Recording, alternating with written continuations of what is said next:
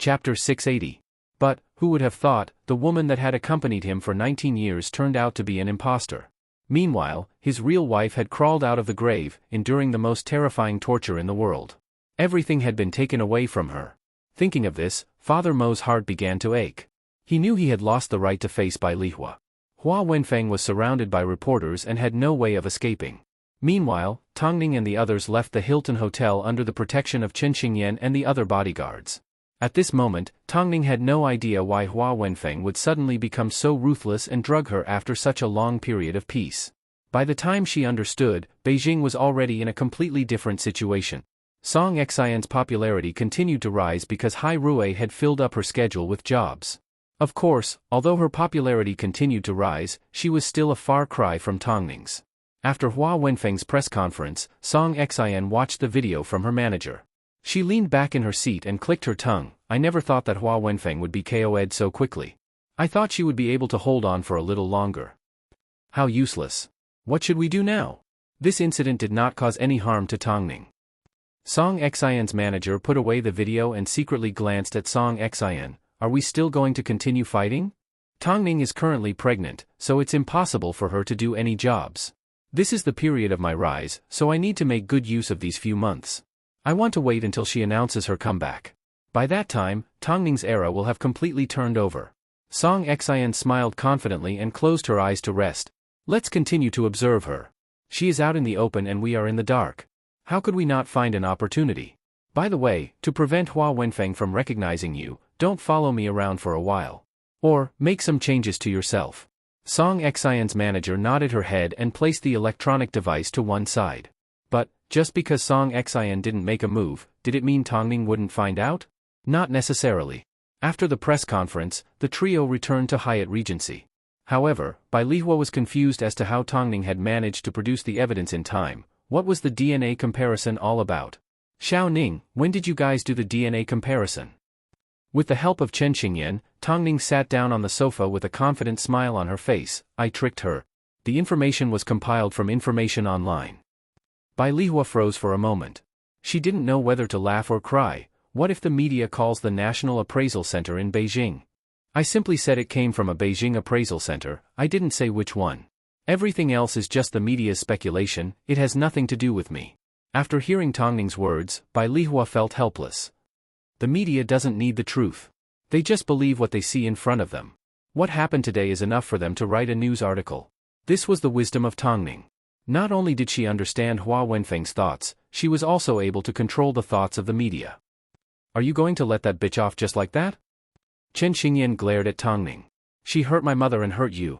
Don't underestimate the trampling of the media. A black hole of a camera is more than enough to force Hua Wenfeng into a dead end. Of course, Tongning wasn't going to tell Chen Xingyan that there was a follow-up. After all, it was a matter between her and Mo Ting. Xiao Ning, Mom really needs to thank you for this, Bai Lihua said as she tugged on Chen Xingyan's sleeve. Call her sister-in-law. A moment later, Chen Xingyan's face turned red. She was used to living a carefree life, so she never expected to have other relatives. Chen Xingyan scratched the back of her head. She couldn't bring herself to call her sister-in-law. Just like how, if Mo Ting was standing in front of her, she wouldn't be able to call him brother either. Wild monkey, hurry back to the set. Don't keep causing trouble and letting Zihao take the blame for you, Tongning laughed. When have I ever let him take the blame? At this moment, Chen Xingyan had no idea that Zihao had been doing more and more for her in secret. However, Chen Xingyan did not delay. Although she wanted to find Hua Wenfeng and give her a good beating, she remembered Zihao's promise to the director. So, she looked at him and said, let's go. Not bad. I thought after you became a rich heiress, you would become more delicate. Why are you talking so much nonsense? Chen Xingyan approached Zihao and grabbed onto his sleeve as they left Hyatt Regency. After boarding the car, Chen Xingyan couldn't help but ask, if I want to beat someone up, can I? What do you think? Zihao asked as he put on his seatbelt. But my hands are really itchy. I'm afraid you won't even have the chance to hit me. After speaking, Zihao started up the car and sped back to the set. After all, any losses that the set suffered would all be on him. Chen Xingyan didn't understand what Zihao meant, but Zihao understood Tongning. Because, Tongning believed in an eye for an eye. Afterwards, in the cold Beijing night, Hua Wenfeng hid herself all over the place. It wasn't easy for her to get rid of the media. After confirming that no one was around, she climbed out of a pile of rubbish. At this moment, she was cold and hungry. But, she was in a sorry state and had nowhere to go. It didn't take long before 2 tall and strong bodyguards appeared at the end of the street. They immediately lifted Hua Wenfeng into a car and took her to an unknown location. "Who are you? What do you want? Tell me everything about how you poisoned Tongning. Otherwise, I will make sure you live in darkness for the rest of your life." Hua Wenfeng looked at the bodyguards and guessed that they were Tongning's people. So, she began to tremble as she hugged herself. "Don't hurt me. As long as you tell me the truth." Hua Wenfeng had no way of escaping, but she was afraid that the bodyguards would use force on her. So, she explained how she hurt Tongning from beginning to end. Following the information that Hua Wenfeng provided, Tongning successfully found the bottle of quinidine. It turned out, the woman had mixed it in with the condiments in the kitchen. If she didn't admit it herself, who would have guessed? What a cunning woman. Of course, under the interrogation of the bodyguards, Hua Wenfeng revealed a lot of things that she shouldn't have. For example, why she poisoned Tongning. It was a short-haired woman. She claimed that she heard that Tongning wanted to take my organs to save her child, so I had no choice but to make a move on her. Tongning asked the bodyguards to ask for the woman's name and asked them to prepare a photo. But, even after looking through all the staff at Hai Rui, Hua Wenfeng could not recognize the woman. She could describe the woman, but Hai Rui did not have anyone who could. But there was one answer that was unquestionable, and that was, Hua Wenfeng did this to her because someone was trying to sow discord. Chapter 681. The bodyguards even took Hua Wenfeng to Hai Rui to identify everyone. But, no matter how hard Hua Wenfeng looked, she still couldn't find the culprit behind the incident. After all the questioning was over, Hua Wenfeng thought the bodyguards were going to let her go. Did Tongning really want to kill her? But, Hua Wenfeng was wrong. Did she think that after torturing Bai Lihua for so many years and almost causing Tongning to die, she was going to let it go so easily?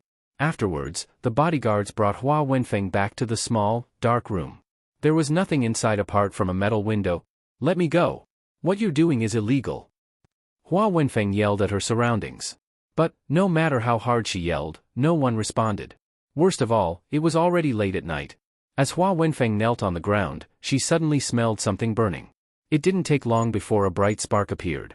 Hua Wenfeng was so scared that her body turned weak. She immediately stood up and frantically screamed for help. "Is anyone there? There's a fire, there's a fire." No one paid attention to her, but the fire grew stronger and stronger. Hua Wenfeng felt like her skin was about to be scorched as her entire body was covered in sweat. But, in this enclosed space, all she could do was curl up in a corner and cry in despair. "Help, help! I was wrong, I was wrong. Please let me out, I beg of you," Hua Wenfeng pleaded, but she didn't know who to turn to. The fire grew stronger and stronger. Was she going to die here? However, just as the fire was about to reach Hua Wenfeng's feet, the door to the small, dark room was suddenly unlocked. 2 bodyguards carried her out of the flames and threw her to the ground. "Thank you." Hua Wenfeng lowered her head weakly as she lay on the ground. However, a cold voice suddenly sounded from above her head. "No need to be so polite." Hua Wenfeng's body trembled as a sense of fear suddenly spread from her back to her entire body. She had just stepped out of the fire and her body was burning hot, but she didn't know why, but when she heard this person speak, she felt a chill down her spine. Because, the person standing in front of her was none other than her good son, Enchanting. The lesson just now was for the explosion you caused 19 years ago. Even though, what you're going through right now isn't even a thousandth of what my mother did back then. Of course, we can forget about what happened in the past.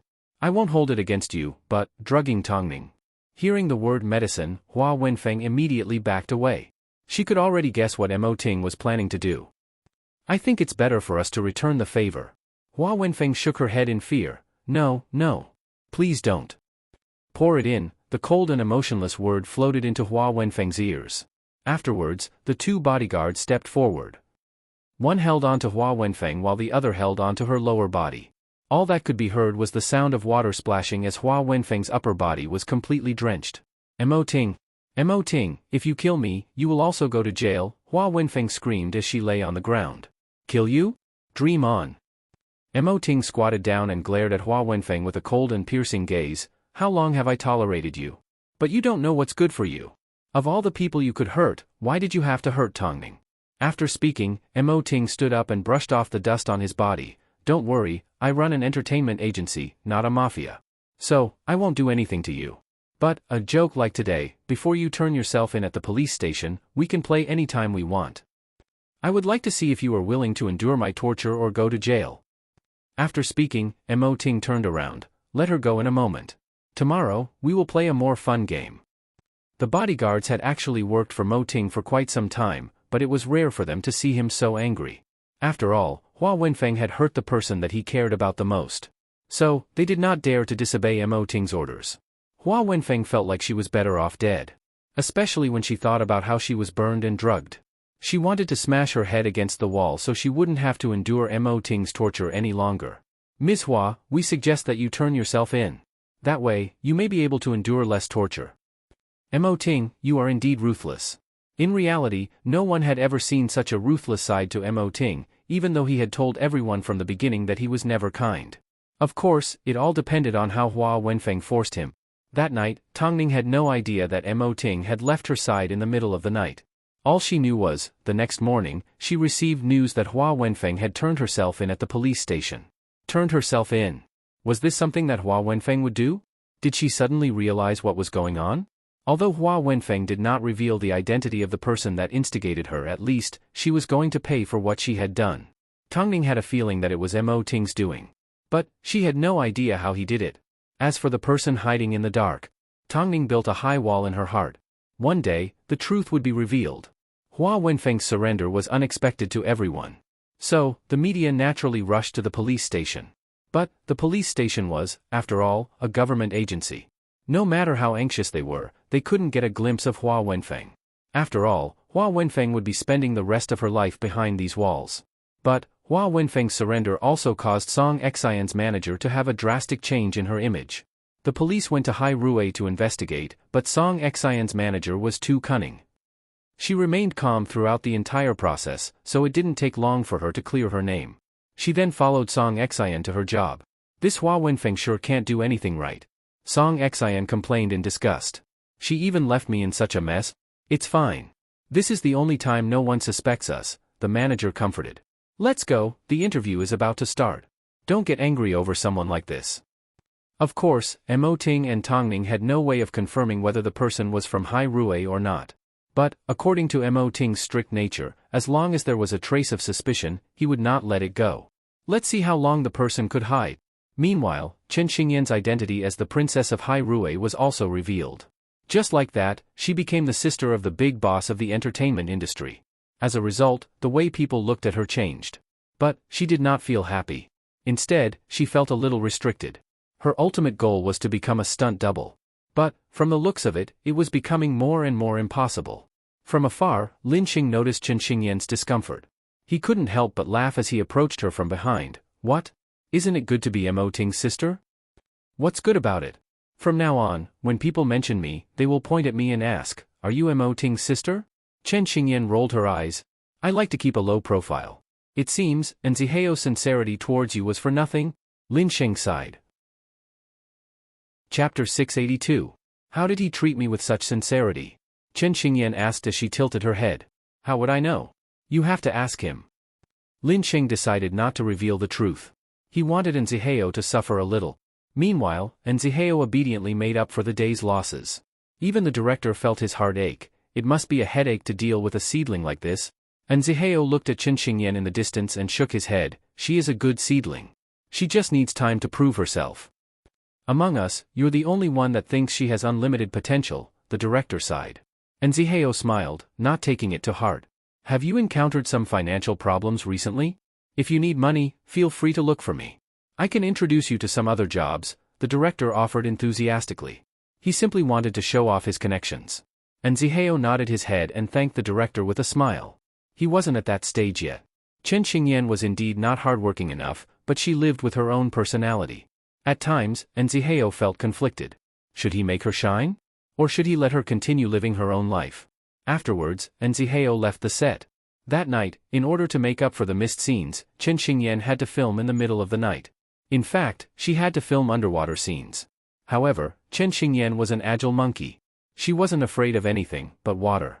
So, after a few dozen takes, she almost always failed. This made the director, who was covered in water, yell angrily from the shore, "Do you even know how to act?" Chen Xingyan trembled uncontrollably. All she could do was stand in the water and tremble.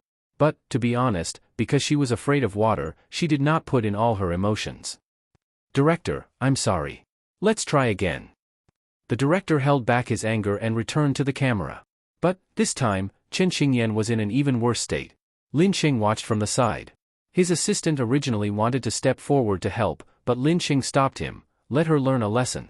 I'm not filming anymore. I've never seen such a lazy actress. On your own, you've made it impossible for the entire crew to sleep." Chen Xingyan lowered her head and stood up from the water. She then walked over to the director's side, completely soaked. "Don't make me feel aggrieved. I feel aggrieved too. And Zihao, who paid the price for nothing, feels even more aggrieved." The director pointed at Chen Xingyan's nose and said, "I know you are used to playing around and living the life of a stunt double, but you are now the female lead. Can you not be so selfish? Can't you think about others?" Previously, in order to avenge you, Zihao made American director Matt pay the price. He practically gave up his entire fortune. Even today, because of your stubbornness, Zihao paid yet another bill. He was a rookie director with a bright future, but because of you, he almost gave up all his fortune. Don't you feel guilty? The director almost shouted the last sentence. Chen Xingyan's spirits were lifted after hearing this. Fuck off. I'm not filming tonight. If it wasn't for Lin Sheng and Zihao, I would have fired you."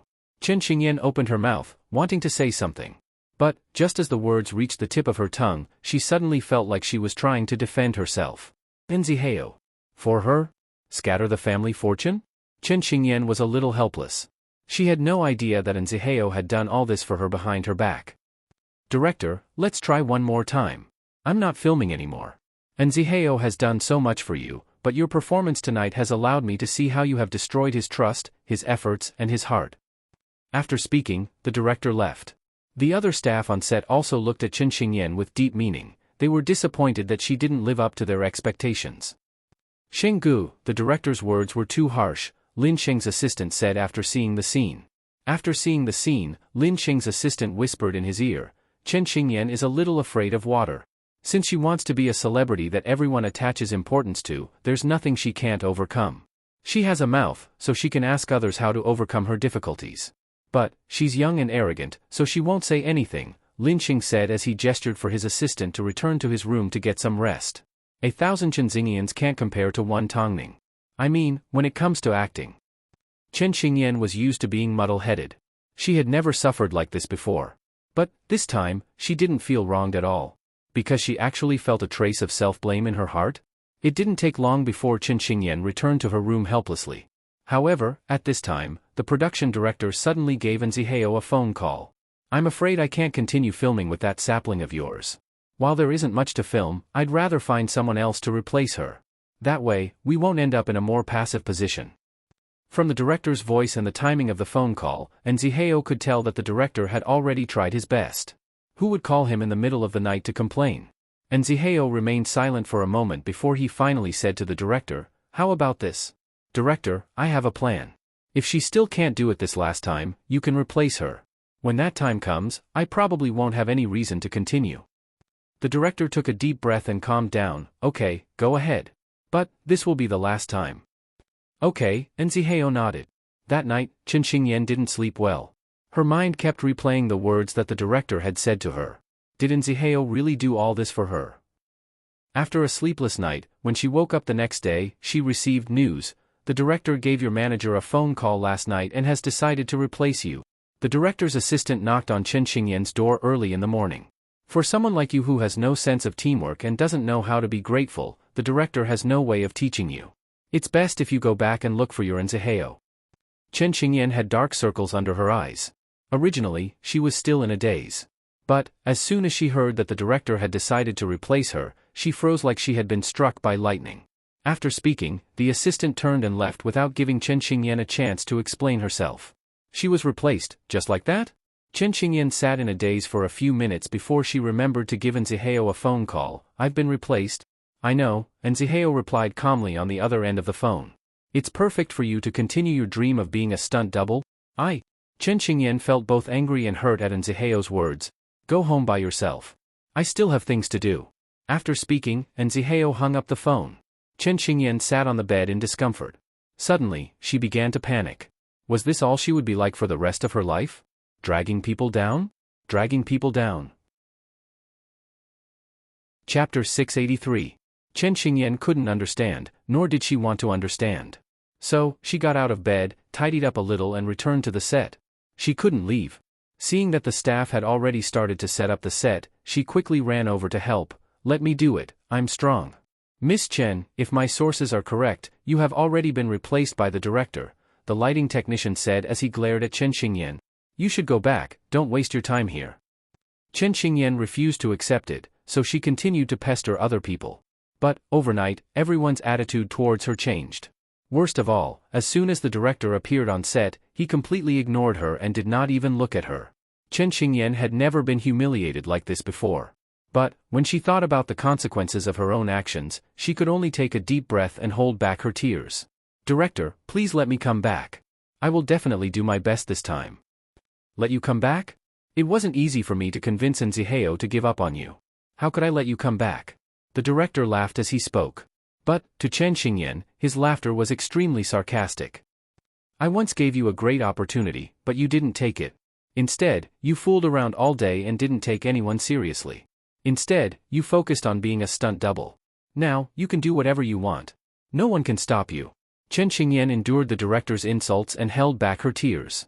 After quite some time, she finally said, "I can be a handyman for free." After hearing this, the director scanned Chen Xingyan from head to toe. "You are just a handyman.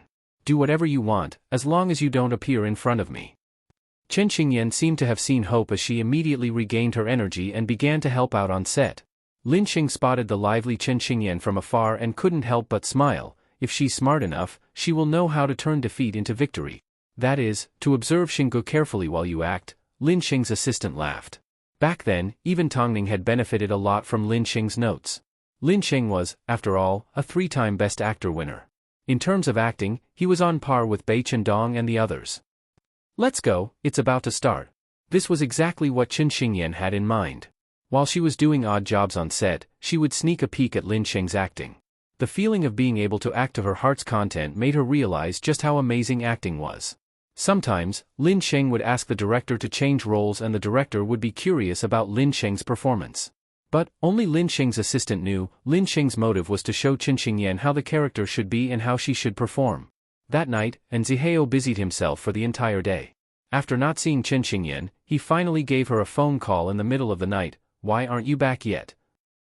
At this time, Chen Xingyan was standing by the edge of the pool. She really wanted to overcome her fear, but she still lacked the courage to do so. "I do odd jobs on set," Chen Xingyan replied. "I need to make money to pay you back." "Alright, you don't have any shows to take on now anyway. It won't be so boring staying there." Nziheo's words were polite and cold. As a result, Chen Xingyan found them particularly piercing. This was probably Nziheo's reaction to her disappointment. "Nziheo, speak." "Forget it, it's fine." Chen Xingyan wanted to ask if Nziheo was annoying her, but she couldn't bring herself to do so. Ever since she was young, she had always been the king of children and was used to being arrogant. So, she had always been a loner and had never understood teamwork or modesty. She had always felt that as long as she was happy, it didn't matter if others were unhappy. But, how could she have imagined that there was someone like Nziheo in this world? She actually liked her loner self, but, with this thought, she did not think too much about it as she placed her phone by her side and jumped into the pool. Afterwards, she followed the instructions online and attempted to stabilize her footing in the pool. In fact, she managed to do it step by step. In the end, that night, she repeatedly jumped into the pool and came out of the pool until her hands were white and wrinkled. The next morning, as soon as Chen Xingyan saw the director, she immediately ran over to him. "Director, I'm no longer afraid of water. I can finish the rest of the scenes." However, the director scanned her from head to toe and said, "If you are afraid of water, I will give you time to practice. If you are afraid of mountains, do I have to raise them to the ground? However, this is secondary. What about your acting skills? Do you have any?" Chen Xingyan was stumped by this question, but she continued to endure. At least, she had already overcome the most difficult obstacle. Although the director scolded her, he turned a blind eye to Chen Xingyan's behavior. Under normal circumstances, the set would have to be cleared, but the director gave her the right to enter the set. As usual, Lin Xing liked to play different roles. After a few tries, Chen Xingyan understood his intentions and decided to keep a notebook on her. Seeing that she was lying on the floor taking notes whenever she had nothing to do, the director sneered during a break. The assistant director glanced at her and couldn't help but laugh. She's quite persevering. Even after you scolded her like that, she didn't leave. If she left just like that, and Ziheo would probably hang himself, the director replied carelessly. The director replied nonchalantly, even if you're so serious, your acting skills might not improve. Just wait and see. So, Chen Xingyan was extremely busy on set. On one hand, she had to build a good relationship with the crew, on the other hand, she had to observe Lin Sheng's acting. At night, she had to practice on her own, and during the day, she had to do all sorts of chores. But, this training was obviously effective. Even though the director still didn't allow her to act. Soon, a new female lead arrived on set. Chen Xingyan felt like she had suffered yet another setback. She never expected that, despite her hard work, the director still wouldn't budge. Xingyan, the new female lead is arriving today. It's best that you go home. The staff on set were afraid of provoking her. The staff present were afraid that they would agitate her, so they advised her in private. Actually, it's already a foregone conclusion. No matter what you do, you can't change it. Chen Xingyan was actually quite upset, but she continued to smile. It's fine. Didn't you say that the lamp rack is too heavy? I'll carry it for you. But this is too cruel. No matter how cruel it was because she didn't work hard enough. She couldn't blame anyone. Chen Xingyan wanted to call Tongning to complain and ask what she should do. But Tongning was about to give birth, so she didn't want to cause any more trouble. A new female lead? Then, let's show her how strong her opponent is. Chapter 684. Recently, the most famous person in Hairui was none other than Song Xian. Song Xian's song sales topped the charts, her script was a hit, and her variety show style made Song Xian's name very popular in Beijing. In fact, she was referred to as a once-in-a-century talent in the music industry. Hairui was already preparing to release her first EP. In the near future, her popularity would soar to an unimaginable level. But, unfortunately, she didn't have much of a topic to talk about. She was popular, but not as memorable as Tongning. So, even if she wanted to surpass Tongning, she didn't have the ability to do so for the time being. After the incident with Hua Wenfeng, Tongning became even more indoors. Even when there was an important event, she completely avoided it because she had to take care of the child in her stomach. Tongning continued to investigate the person that was trying to sow discord between Hua Wenfeng and Hua Wenfeng. But, if even Hua Wenfeng couldn't recognize the person, how was she supposed to find any clues or information? Over the past couple of days, Mo Ting had been leaving early and returning late. The couple didn't even get to see each other, let alone have a private conversation. Every time Tongning woke up, she would want to chat with Mo Ting. But, when she saw his tired expression, she couldn't bear to do so. Seeing this, Bai Lihua couldn't help but ask, Mo Ting is so busy, yet you don't seem to complain. Don't you think he spends too little time with you? Due to the influence of quinidine, Tongning had been reading simple medical books. Hearing Bai Lihua's question, she shook her head. What's there to complain about? I understand him better than anyone. What if he's actually doing something else behind your back? Haven't you noticed that he's been spending quite a bit of time next door lately? Bai Lihua asked with a deeper meaning. I only saw him this morning. Instead of going to Hairui, he went next door. Tongning put down her medical books and lifted her head to look outside. How could that be? Why don't I go with you and have a look? Who knows, we might bump into him. Although Tongning did not believe Bai Lihua's words, she still wanted to know what mysterious things Mo Ting was up to. So, she stood up from the sofa and walked out of the house with Bai Lihua. They then headed next door. A group of workers were busy working next door. As soon as they saw Tongning, they immediately called out, Madam, you are interrupting our work. Wasn't there someone living here before? Tongning asked curiously. There used to be, but it has been bought by someone else. It should be some big boss who wants to keep a mistress. The worker sighed as he turned around and continued with his work. However, Bai Lihua's expression was a little ugly, even though no one could see her expression. Xiao Ning, do you want to give Mo Ting a phone call? Tongning shook her head casually. No need. When Ting wants to tell me, he will. After speaking, Tongning turned around and returned to her home. After a while, the construction worker finally remembered Tongning's name. Wasn't that Mo Ting's wife, Tongning? Could it be that she had fallen out of favor so quickly? Otherwise, why would he buy a house next door when he already had his own home? If this wasn't a ghost, then what was it? Don't you want to take advantage of your wife's pregnancy to find a lover? Shut up. Talk less and work more. The supervisor knocked on the worker's head and warned. Look at how pregnant Tongning is. She looks so pitiful. You're not allowed to say things like this. In reality, Bai Lihua had not spent much time with Tongning and Mo Ting. All she knew was that the couple got married in a flash and never had any arguments. So, she had no idea how Tongning and Mo Ting interacted and how much trust Tongning had in Mo Ting. Especially when Tongning was about to give birth at a sensitive time like this. Xiao Ning, I'm sure Mo Ting has his reasons for doing this. Tongning smiled gently without saying a word. That afternoon, the new female lead arrived on set. As it was a last-minute change, the director couldn't invite a big name. After all, the schedule was a problem. So, Lin Sheng was enough. As long as the female lead wasn't as half-hearted as Chen Xingyan. As soon as the female lead arrived on set, she treated everyone to a big meal. She was so generous that she easily outweighed Chen Xingyan's small favors. Most importantly, after seeing her audition, the director decided on her after just one scene. He even ordered her to change out all the scenes that Chen Xingyan had previously filmed. Chen Xingyan continued to do odd jobs on set, but everyone looked at her sympathetically. Some even asked her why she insisted on not leaving. Chen Xingyan didn't know why, but she didn't want to fail. It was just that tonight was going to be a tough night. Lighting technician, hurry up and add some light. Actors, go get some rest. Hearing the director's shout, Chen Xingyan walked onto the set. As soon as the young actress saw her, she asked, "Are you okay? You're the female lead from before, right? I've heard about what happened to you. I'm sorry for stealing your role." The other party had a blanket draped over him, and his expression was somewhat wanton. How could he possibly have the intention of apologizing? Of course, he also mocked Chen Xingyan a little. "I understand you. After all, you're just a stunt double. You won't be able to adapt to suddenly having to move to the front of the stage." After speaking, the woman glanced at the clothes on the chair and said, "Could you please hand me the clothes? You are currently a staff member. I don't think you'll have any problems doing something as simple as this, right?" If this was in the past, Chen Xingyan would never have tolerated it.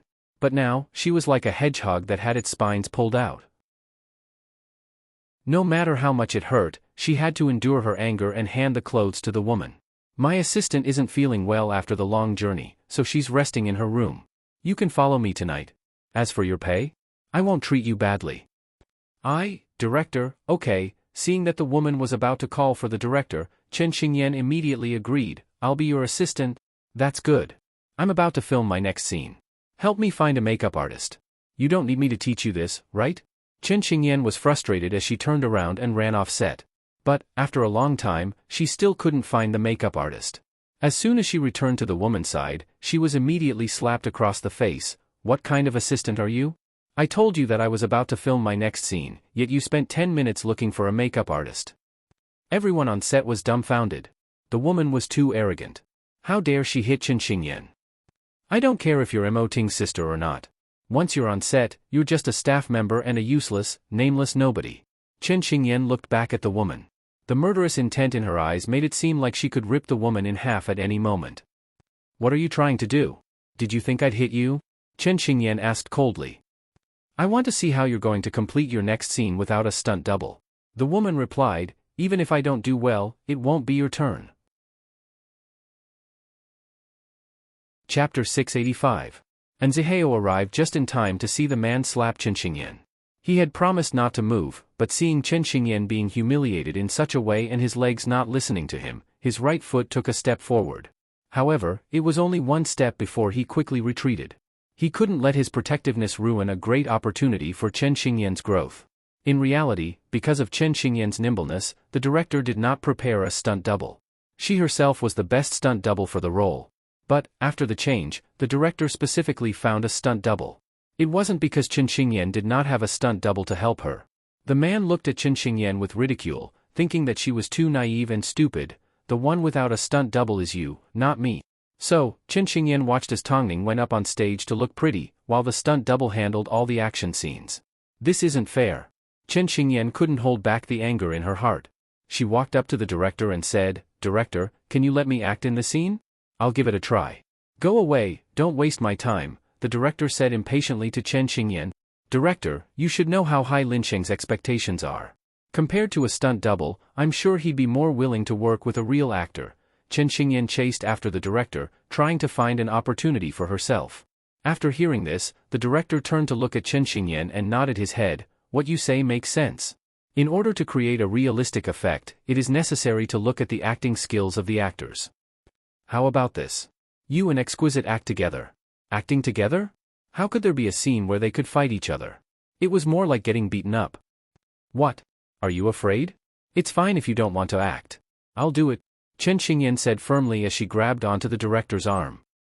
If I can act well with her, will you let me try out her scene again? You go. And Zihao stood not too far away as he watched Chen Xingyan grab onto the director's right hand.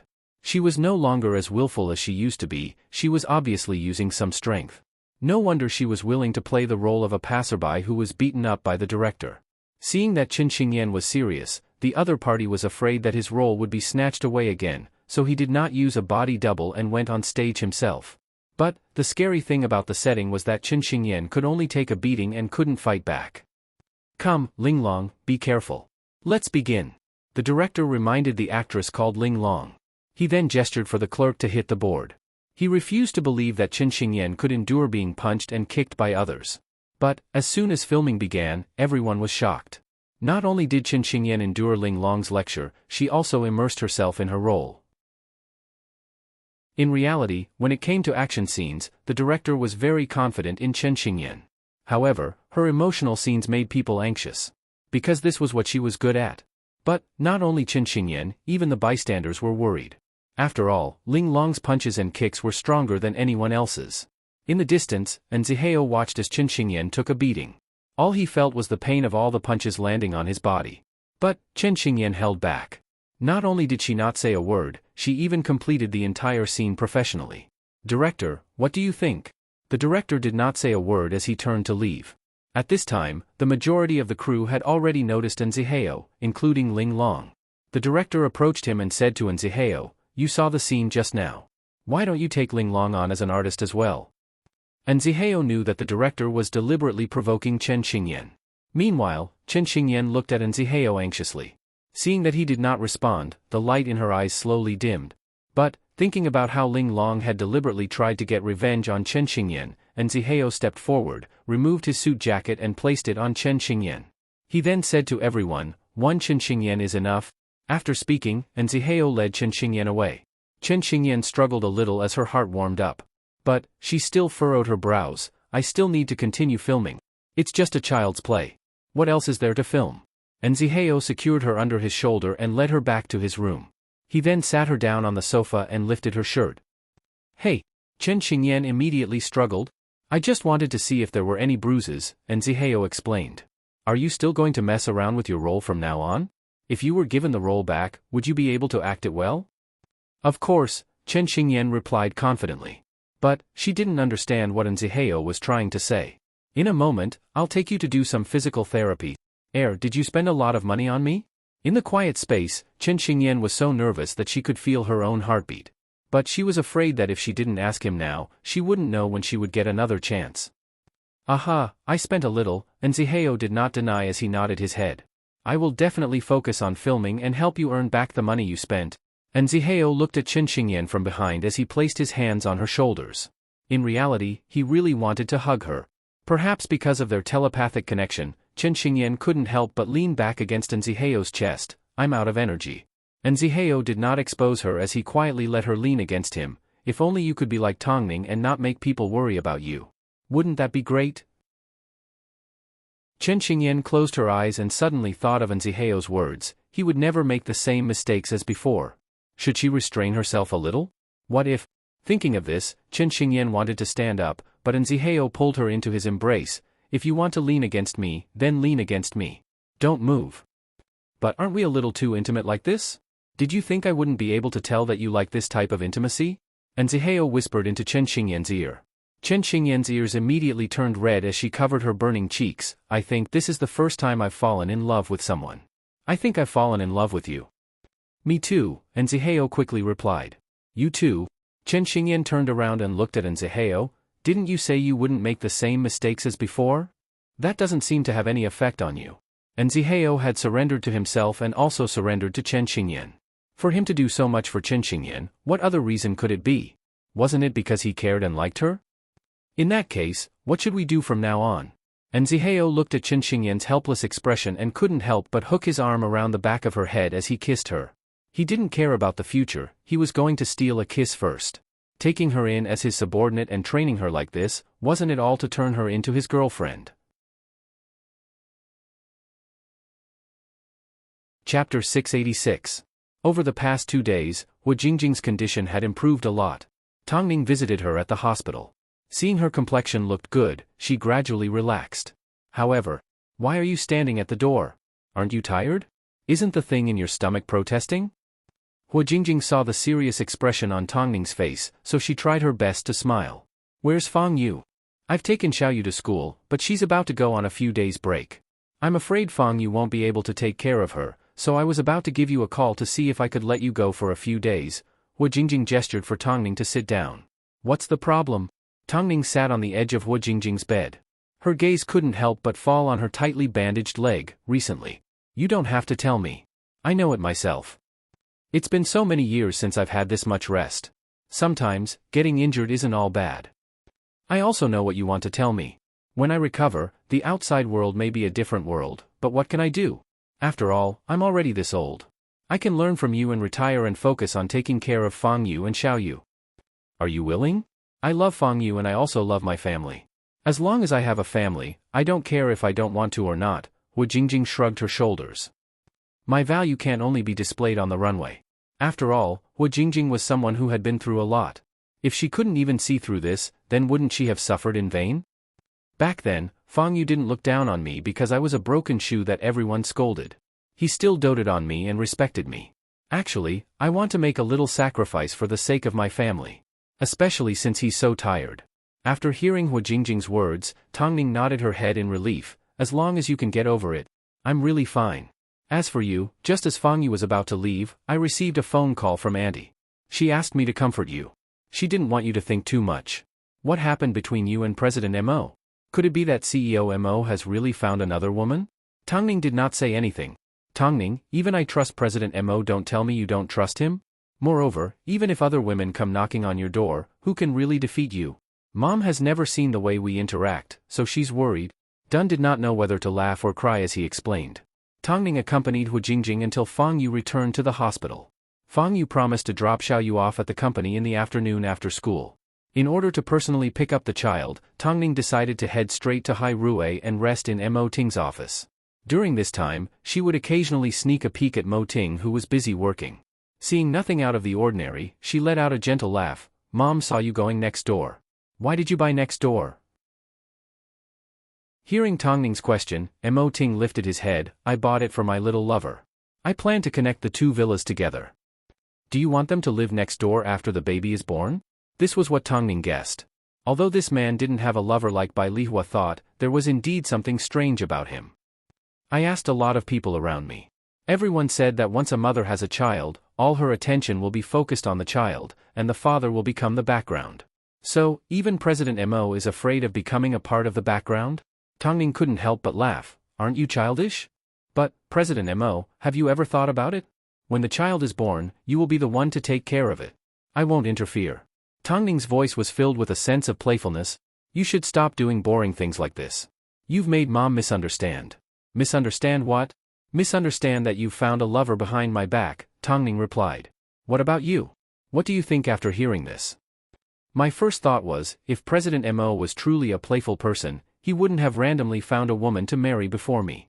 It's not because of my confidence, but because of other women? You didn't even bother to look at them. Tongning smiled the entire time. Actually, I can feel that my husband cares about me even more than before. Because he's afraid that the little one will come out and compete with him for his affection. This was Mo Ting's unique possessiveness. He was even wary of his own child. But, this also proved one thing. Tongning's place in his heart practically occupied his entire heart. It didn't take long before Fang Yu led Xiaoyu into Mo Ting's office. As soon as he saw Tongning, he thanked her tiredly. I can't take care of you anymore. Sorry for troubling you. Take good care of Jingjing.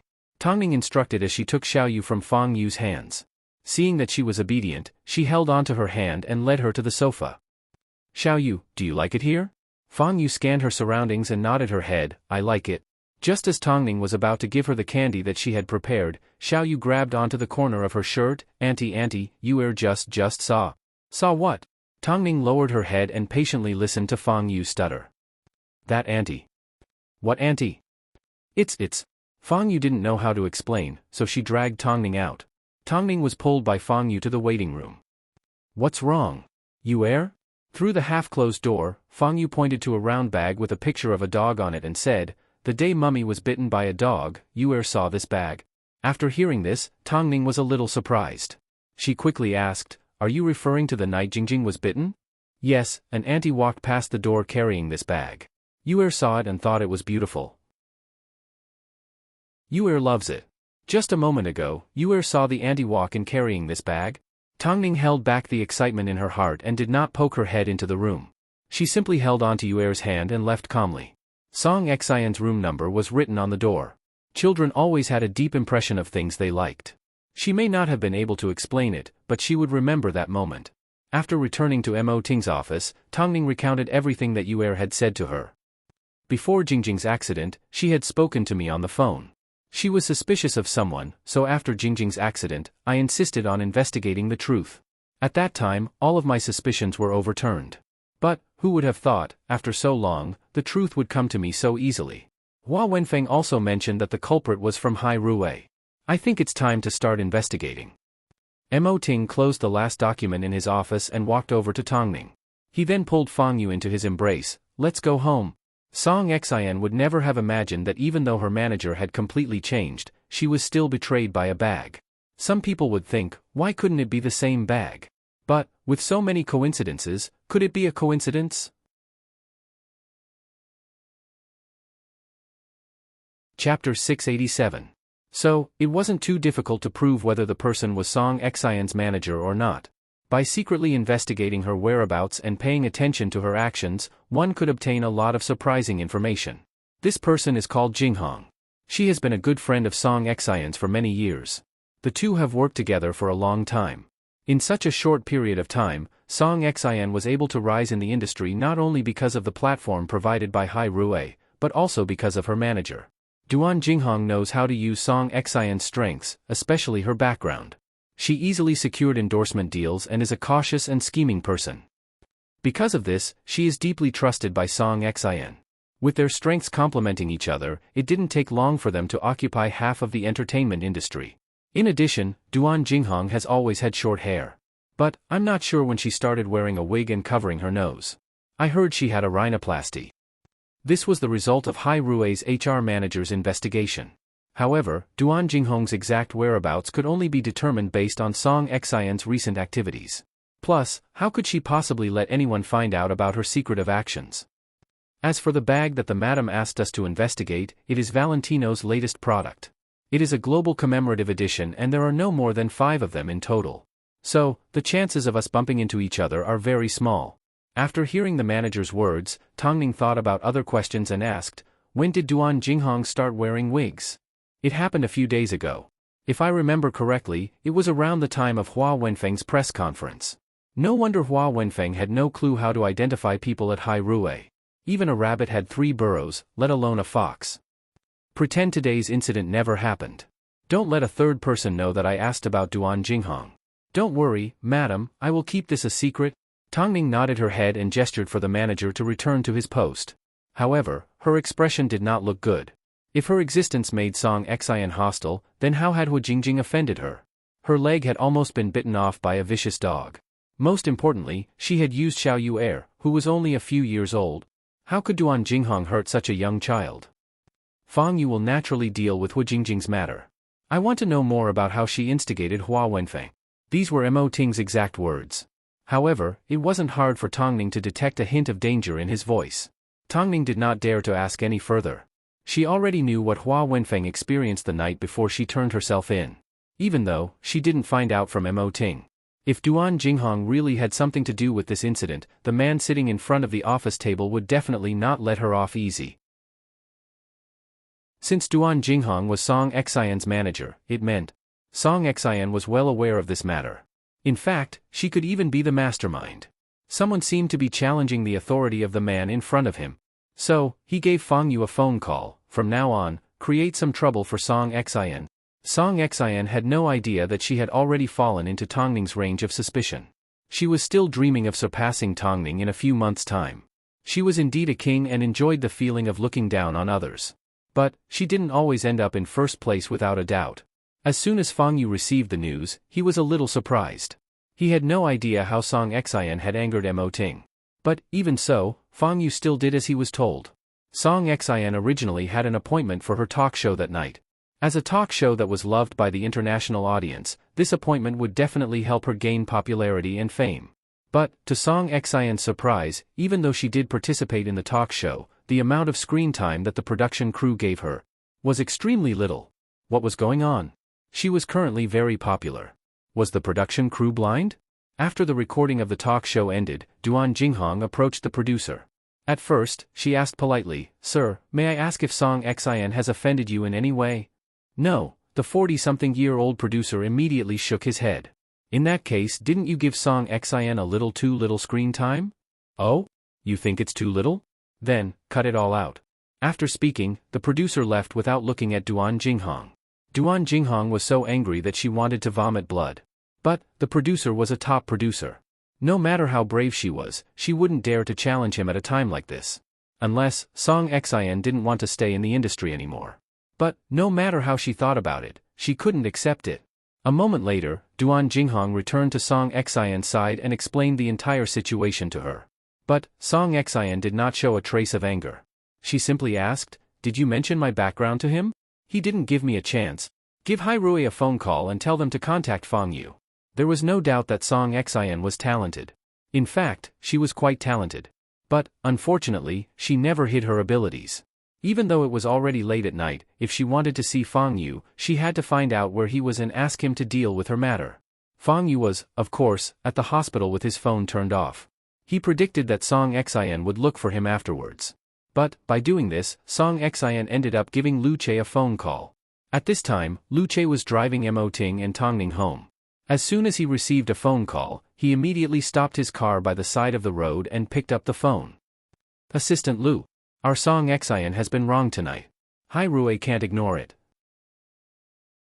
It wasn't convenient for Lu Che to drive. So, after hearing this, Tongning said, "Give me your phone. Continue driving." Lu Che immediately handed his phone to Tongning. Tongning glanced at Mo Ting and asked in a low voice, "What did she do?" "You are? I want to know, who taught you these rules? How did you bypass Fang Yu and contact the CEO directly?" Tongning's words were calm, but her tone was filled with authority. How high is Song Xian's status? Is she trying to gain the CEO's favor?" After 2 sentences, Duan Jinghong finally recognized Tongning's voice. So, she responded calmly. "Mrs. Mo, you are just an artist of Hai Rui. Plus, the CEO didn't respond to me and asked you to answer my phone call. Is Hai Rui simply a toy that the CEO gave you? In other words, he had no right to interfere with her. If I put Ting on the phone, it will only make things worse for you." Tongning replied honestly. "What does that have to do with you?" Tongning sneered as she handed the phone to Mo Ting. But, Mo Ting did not even glance at it as he said, "Tell her direct superior to come to my office tomorrow." What an unruly brat.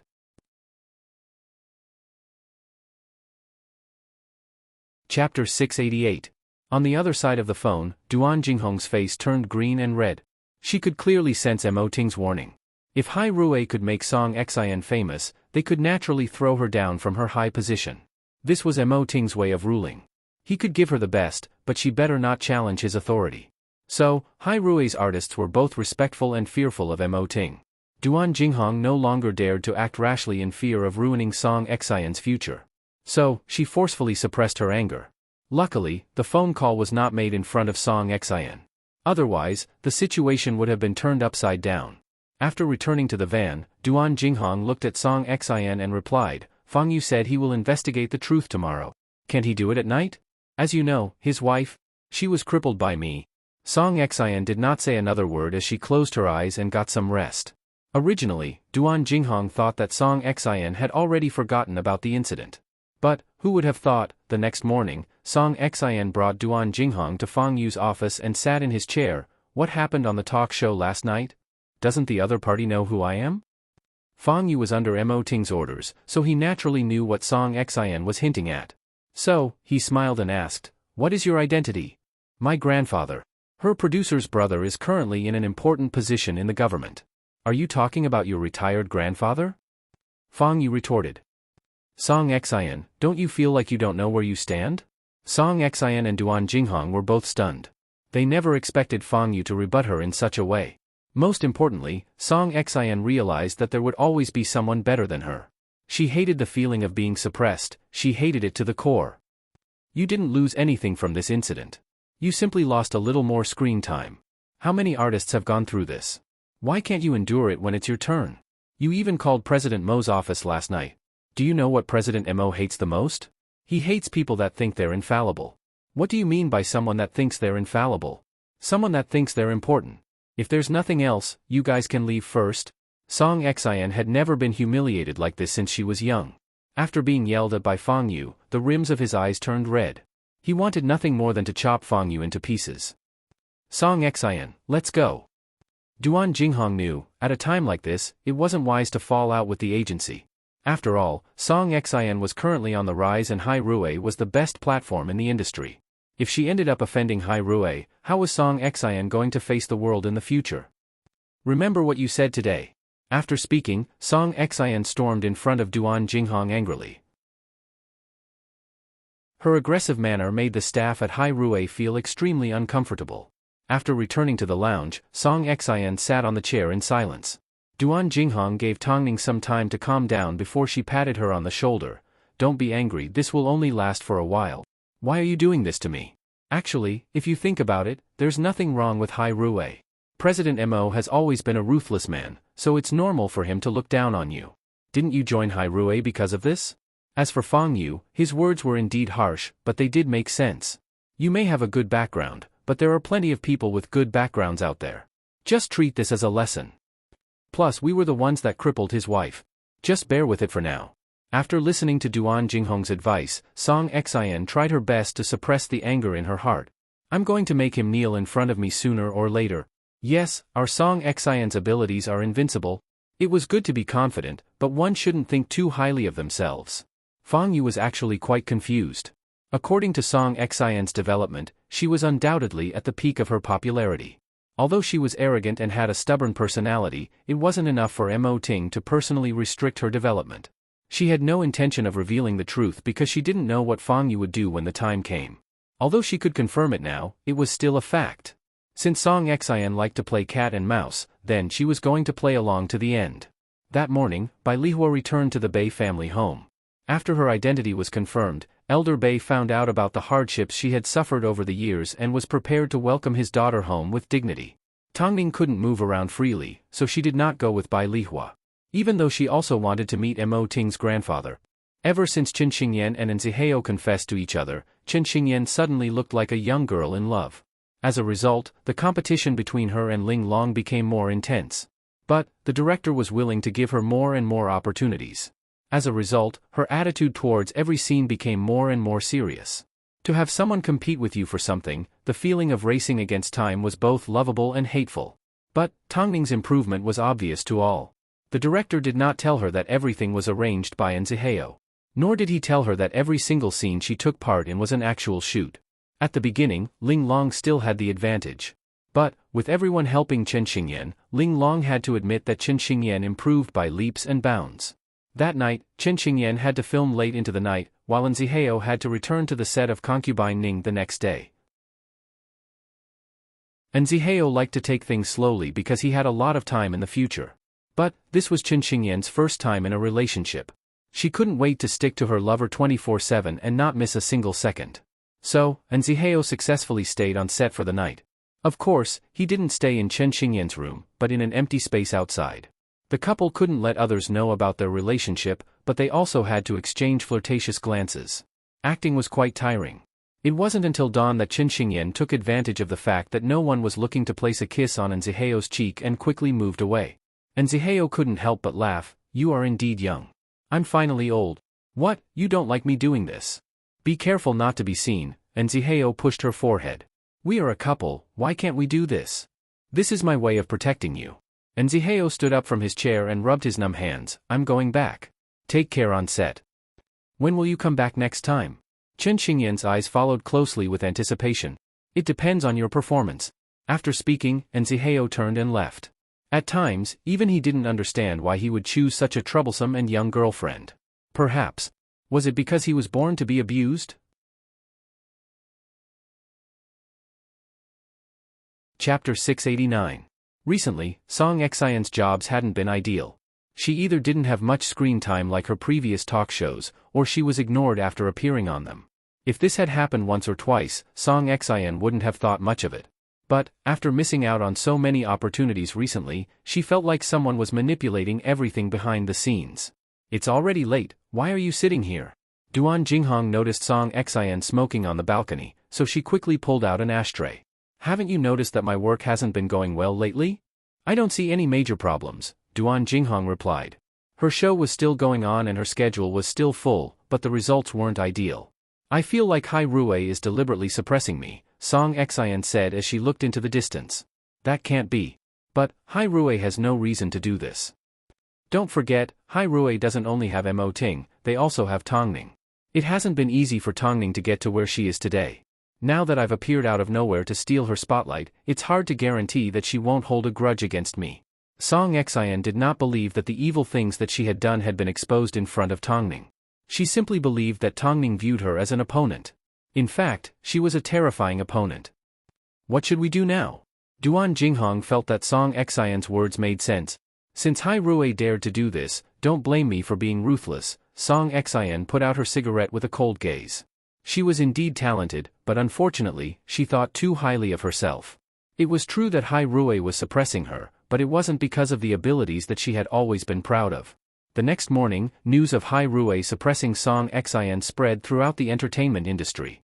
Since Tongning wanted to make things so ugly, she couldn't blame her for dealing with the matter on the table. As soon as Fang Yu received the news, he knocked on the door and entered the CEO's office. He then sat down opposite Tongning. There are already rumors going around. It's not a rumor. It was originally spread by Song Exion, Tongning replied calmly, but her gaze was still on the script in front of her. She wants me and Ting to know that she isn't someone that meekly submits to adversity. Speaking of which, I don't understand how she offended President Mo. Fang Yu was confused. Fang Yu was a little confused. Logically speaking, even though she has a stubborn personality, I have always been the one to deal with her. Tongning lifted her head and glanced at Fang Yu. She did not immediately reply. Instead, she thought about what to say before replying. I have my reasons. Tongning, you rarely keep us guessing in the past, Fang Yu said helplessly. When you guys are like this, I feel very passive. The person that tried to sow discord in front of Hua Wenfeng was Song Exion's assistant, Duan Jinghong. Tongning skipped over Hua Jingjing and directly told Fang Yu about Song Exion's other crime. Now, you should understand why Ting gave the order he did. Are you sure? Fang Yu was still confused. Hua Wenfeng once came to Hai Rue to identify the mastermind, but she couldn't find the culprit no matter how hard she searched. At that time, we all assumed that the culprit wasn't from Hai Rue. But, in reality, she simply changed her appearance, Tongning explained. She did not tell Fang Yu that Xiao Yu had identified the limited edition bag. Based on this alone, we can't be certain that Duan Jinghong was the culprit. So, Ting arranged for someone to edit a photo of Duan Jinghong with short hair and no makeup before sending it to Hua Wenfeng for confirmation. Guess what happened? Needless to say, since Tongning asked this, it meant that the culprit had been confirmed. These two are really cunning. Just a little bit more and they would have escaped, but God's net has a long and wide range. Fang Yu finally understood as he nodded his head. Why didn't you call the police? Tongning put down her script and picked up her glass of milk as she replied with a deeper meaning, because it's not time yet. She wanted Duan Jinghong and Song Exion to have a taste of being bitten and poisoned by a dog. But, right now, the public are all talking about it. Just use another artist to divert attention, Tongning instructed. Fang Yu, I understand how you feel. Song Exion is indeed a talented person, but a talented person that kills without leaving a trace will only hurt more innocent people in order to achieve her own goals. Don't worry, I have never been soft-hearted when it comes to this. Because she understood Fang Yu's personality, Tongning couldn't tell him about Hua Jingjing. At least, not now. Fang Yu stood up to leave. But, a moment later, he returned to the office and said to Tongning and Mo Ting, Song Exion wants to see you. Do you want to see her? Do you want me to reject her for you? Let's stay at the office. She can't do anything to me. Hai Rue had an open-air balcony and was surrounded by staff. According to Song Exion's scheming nature, no matter how stupid she was, she wouldn't act recklessly at a place like this. Not long after, Tongning stood up from the sofa. Although Mo Ting did not say a word, he gestured with his chin to the bodyguards to keep a safe distance. Soon, Tongning arrived at the open-air balcony. Song Xian was already sitting on a chair not too far away. I never expected you to agree to see me. Speak, what do you want? Tongning sat down opposite Song Xian. After looking at her briefly, she asked, Where's your manager? I've realized, not only do you know how to walk the runway and act, you've also learned a new skill. You know how to flirt with others, Song Xian said as she stirred her coffee. Song Xian stirred her coffee as she smiled. Do I make you feel pressured? Must you use President Mo's hand to suppress me? Tongning let out a gentle laugh as she lifted her head and looked at Song Xian. We are not from the same industry. There is no competition between us. Why should I treat you as my opponent? You are indeed good at writing songs and your writing skills are not bad. But, it's a pity that you don't have long legs that people are envious of and you don't have amazing acting skills. How are you worthy of my attention? Song Xian froze for a moment before replying in a serious tone. Since that's the case, why do you want President Mo to suppress me? It's true that I don't have long legs or acting skills, but I'm still young. When I reach your age, what achievements do you think I won't be able to achieve? Or perhaps not even half as much as I am. Tongning retorted calmly. Don't try to provoke me with your words. You won't get anything out of it. Song Xian, you better know your place. Otherwise, you may end up reaping what you sow. Hearing this warning, Song Xian suddenly let out an exaggerated laugh. So, are you declaring war on me? Based on the current you? Tongning, not only are you pregnant, you are already 27 years old. Even if you were as young as I am, you would still be no match for me. Did you think you've succeeded by using President Mo to suppress me? Let me tell you, you are far from it.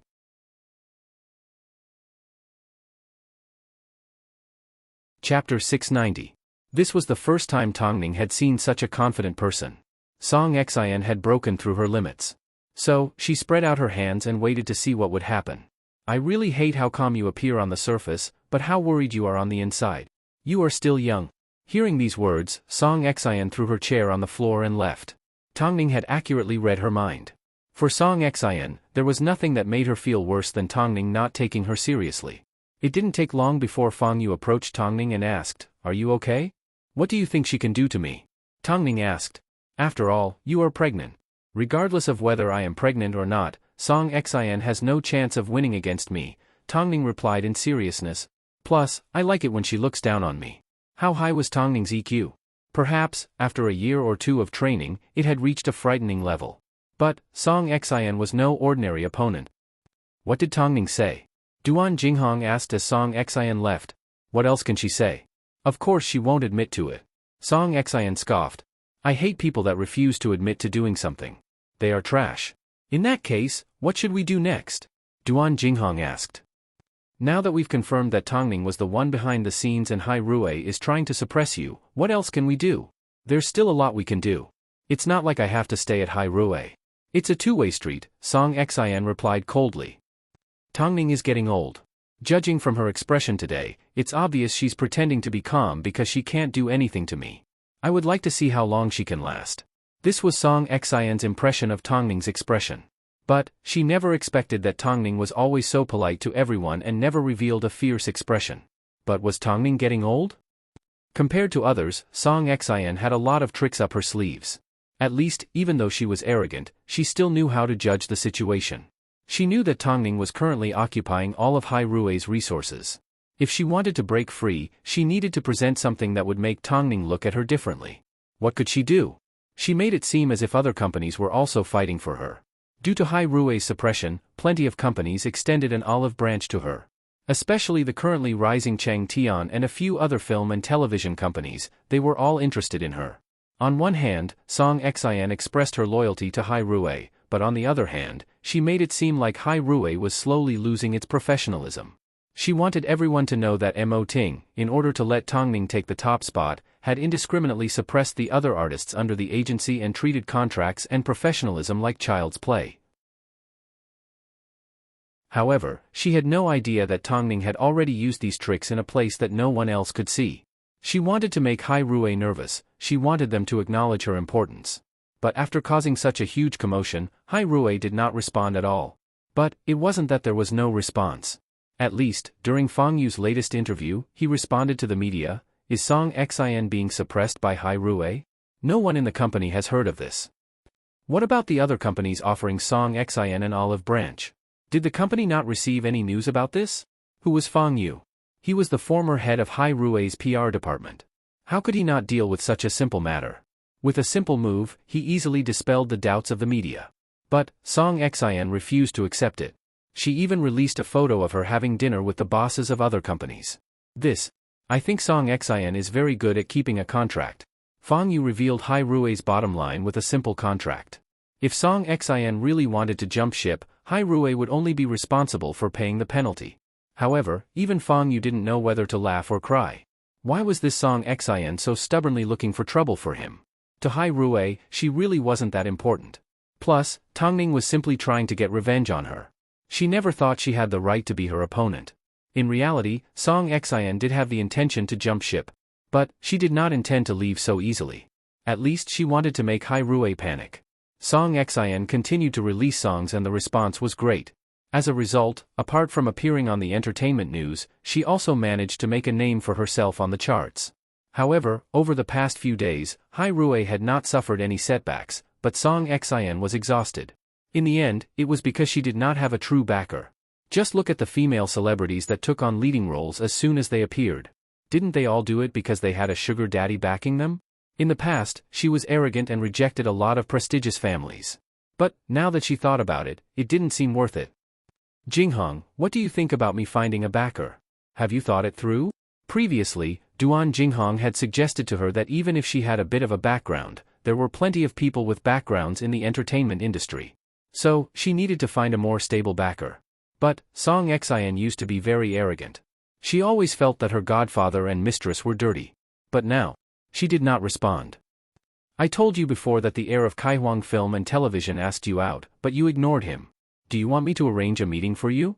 You need to know that his family owns half of the cinemas in the country. Song Xin took a puff of her cigarette and nodded her head. Let's meet.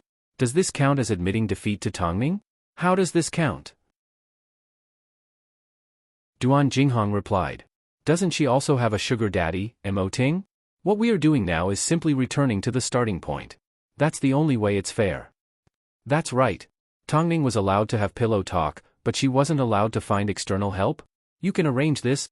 Duan Jinghong couldn't wait for Song Xin to admit that she took a shortcut. No, this wasn't taking a shortcut, this was a reward that a genius deserved. While Song Xin was causing a huge ruckus, Tongning was simply sleeping at home and reading her script. She didn't need to do anything to make Song Xin panic. What do you think Song Xin will do next?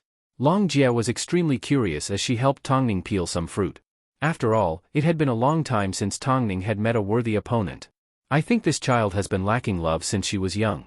Only those that lack love like to gain attention. She's feeling good about herself right now. All she wants is for boss and you to regret. I think she has a lot of tricks up her sleeves. Tongning smiled casually. I'm waiting to see how much of a commotion she can create. Do you know what she's going to do? Long Jia asked as she turned to look at Tongning. Seeing her eyes closed, she quickly asked. Doesn't she want to embarrass me?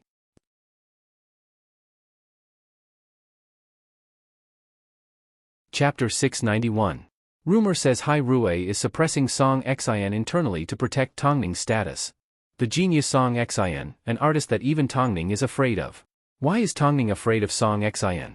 An analysis can tell you the truth? This was the latest headline published by Entertainment Weekly. It compared Tongning and Song Xin on the same level. As Song Xin's starting point was too high, she constantly compared herself to Tongning. It seemed, in an instant, there was no one in Beijing that was a match for her. Only Tongning stood in her way. Wu Jingjing was discharged from the hospital today. As a good friend, even though she was pregnant, Tongning still personally went to the hospital to pick her up. Whenever Wu Jingjing was bored, she would watch entertainment news. Whenever she saw the crazy news, she would get angry. Is President Mo going to let Song Xin do as she pleases? Go home and rest. This has nothing to do with you. I'm afraid the media won't let you off the hook and reopen your scars. You're just going to let an arrogant newbie like him step on you with just a little achievement? She is currently the most popular person in Beijing. Plus, I'm currently pregnant. Is there a need to argue about it? A lesson. Wu Jingjing didn't care much about her own matters, but she couldn't stand seeing Tongning get bullied. Especially when a newcomer like Tongning wanted to step all over her head. What right did she have? Go home and get some rest, okay? Tongning was a little helpless as she gestured for Fang Yu to quickly push Hua Jingjing away. Apart from Hua Jingjing's constant nagging, there was another important reason. Just looking at Hua Jingjing's legs made her feel uncomfortable. She would never forget this enmity. Even though outsiders enjoyed watching a good show, arguing and arguing, those in the industry were well aware that although Song Xin appeared to be catching up to Tongning, it was merely a show. If she had truly surpassed Tongning, then there was no need for her to use Tongning to create hype and boost her own image. If Song Xin was smart enough, she would know how to control herself so that she wouldn't attract the public's disgust. Otherwise, the market would teach her a lesson. Of course, after letting Song Xin act so arrogantly for so long, it was time to teach her a lesson. In reality, the first to react were Tongning's fans. Faced with Song Xin's aggressiveness, Tongning's fans did not think much of it. Over the past 2 years, as long as a cat or dog has grown teeth, they would want to compete with our Tongning. Their parents must have never taught them to be humble. Look at which senior our Tongning has stepped on. Actually, after watching the show for so long, I still feel that Song Xin has unrequited love for our Tongning. The two of them have taken different paths, yet the public keeps comparing them. Isn't it obvious who is trying to leech off whose popularity? Tang Ning, focus on your pregnancy.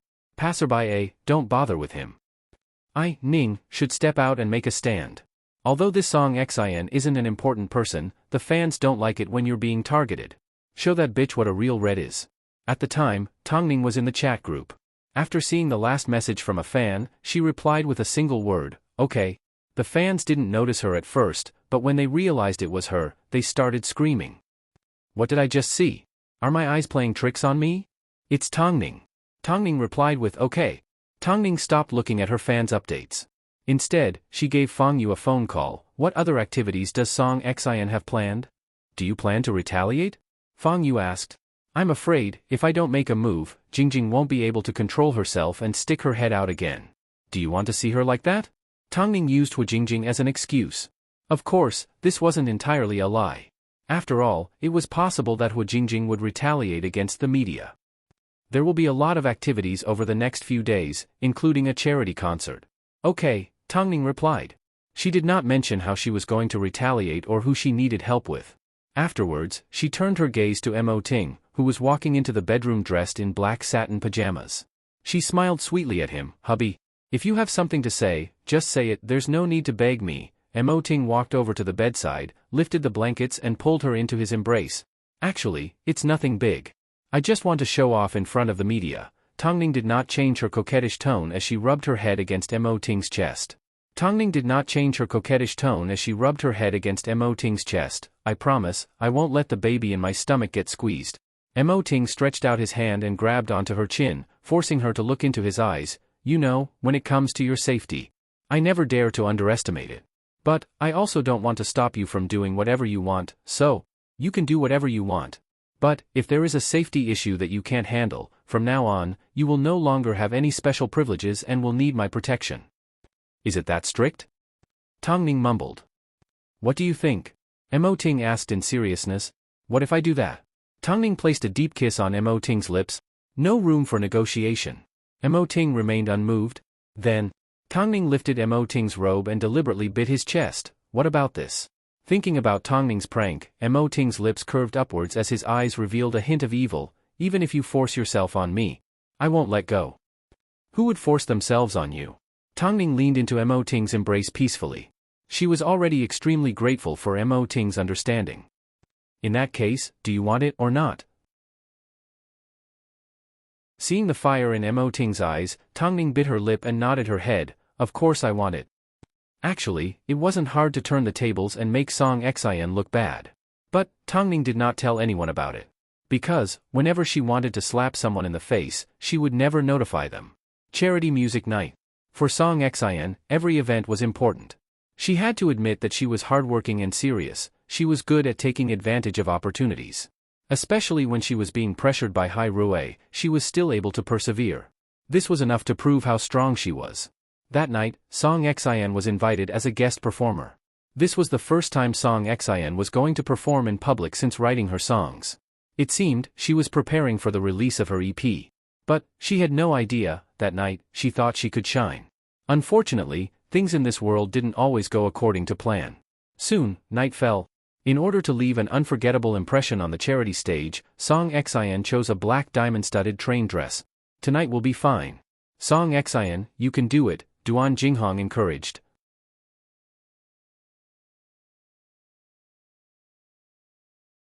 Chapter 692. By the time the nanny van arrived outside the red carpet, the other celebrities were slowly making their way into the venue. Song Xian was currently the hottest person in Beijing, so there was bound to be a large number of reporters waiting outside to interview her. So, as soon as Song Xian appeared at the end of the red carpet, the media immediately surrounded her. Song Xian loved the feeling of being surrounded by tens of thousands of people. It was a wonderful feeling. It was so wonderful that she felt like she was taking drugs. It was addictive. She loved to be on top. Duan Jinghong followed by Song Xian's side. Seeing the reporters following closely behind her, she couldn't help but smile. This meant that Song Xian was extremely popular. How many people in Beijing could compare to her? But Duan Jinghong's happiness did not last for a few seconds, because the Rolls-Royce that stopped at the end of the red carpet attracted everyone's attention. As soon as the figure stepped out of the car, the reporters that were surrounding Song Xian immediately screamed in excitement and rushed over with their equipment. It's Tongning. Tongning's here. Hurry up and take pictures. Ah, Tongning. Oh God, this is the most beautiful pregnant woman I've ever seen. In just a few seconds, Song Xian finally understood what it meant to fall from heaven to hell. She had always thought that she was on the same level as Tongning. In fact, she was even better than the recently retired Tongning. But she never expected that a simple appearance from Tongning would cause the reporters to go crazy. Meanwhile, the people that were originally surrounding her all ran towards Tongning. Tongning. The reporters wanted to get closer to Tongning, but Tongning simply placed her palms together and thanked them. I'm sorry, I'm pregnant and can't stand for too long. I hope the reporters can go easy on me. Hearing Tongning's words, the reporters immediately took a few steps back. No one had forgotten that she was pregnant. As a result, Tongning quickened her pace and quickly overtook Song Xian. Logically speaking, at a time like this, the reporters were supposed to grab hold of the couple and ask them questions. But, in order to catch a glimpse of Tongning, the reporters squeezed Song Xian and Duan Jinghong to the side. That's right, they squeezed. Their initial excitement had now turned into disdain. Most importantly, this scene was inadvertently filmed by the fans. There's a rumor online that Tongning is jealous of Song Xian's popularity, so she suggested to President Mo to suppress Song Xian. You actually believe such words? Why don't you see how big the gap between the two of them is? Whoever the media follows will be the king of popularity, alright? Hey, let me tell you guys a funny video. Originally, Song Xian was walking the red carpet happily and the reporters followed her to take pictures. But, as soon as Tongning arrived, no one recognized Song Xian. Not only that, Song Xian was almost pushed to the ground by the reporters. Ha ha ha, don't you guys think it's funny? This is the disparity in strength, this is the difference. Meanwhile, a few female celebrities were gossiping amongst the audience. All of a sudden, Song Xian became a huge joke. I really don't know where she gets her confidence from. Song Xian was sitting in one of the seats. Hearing the ridicule from the other artists, she couldn't help but retaliate. Although I don't know where my confidence comes from, at least I'm better than you.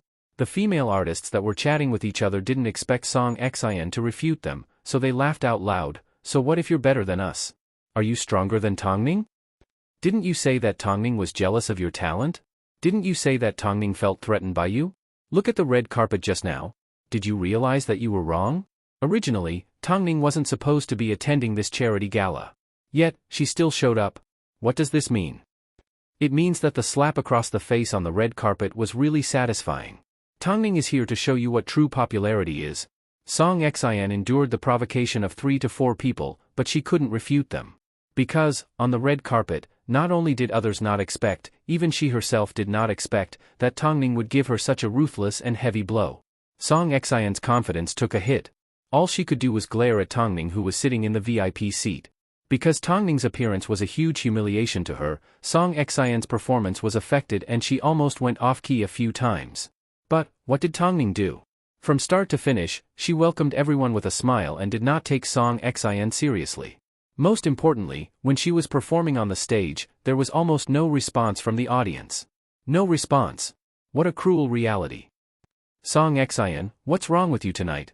Is it all because of Tongning? Is this necessary? Duan Jinghong knew that Song Xian's mood had been affected, but she had no idea that it was so serious that it caused her to lose control of her performance. Don't say anything.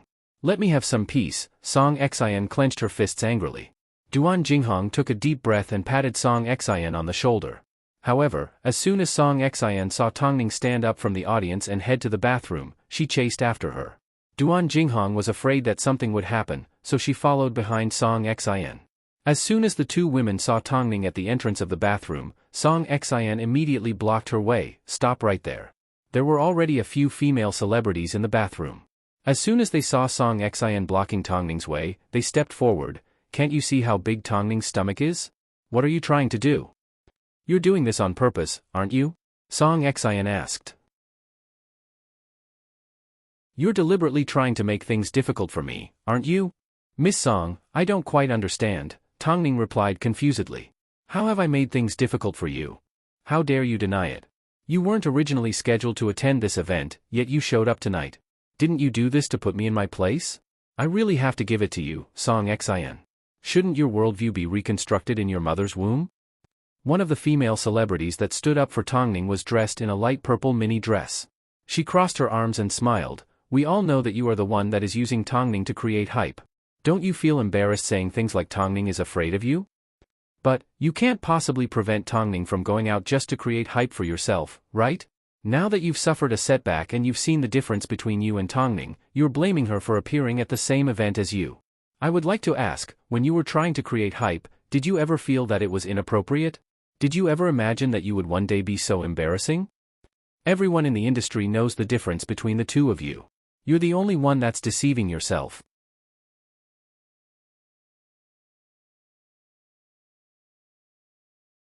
Chapter 693. Perhaps it was because Song Xian's words were too harsh and unpleasant to the ears. Duan Jinghong suddenly took a big step forward and put some distance between Song Xian and the others. That's enough. It's not up to irrelevant people to comment on what my artist does. Song Xian felt that she had been greatly humiliated. She was so embarrassed that she wanted to find a hole to hide in. But, what did Tongning do?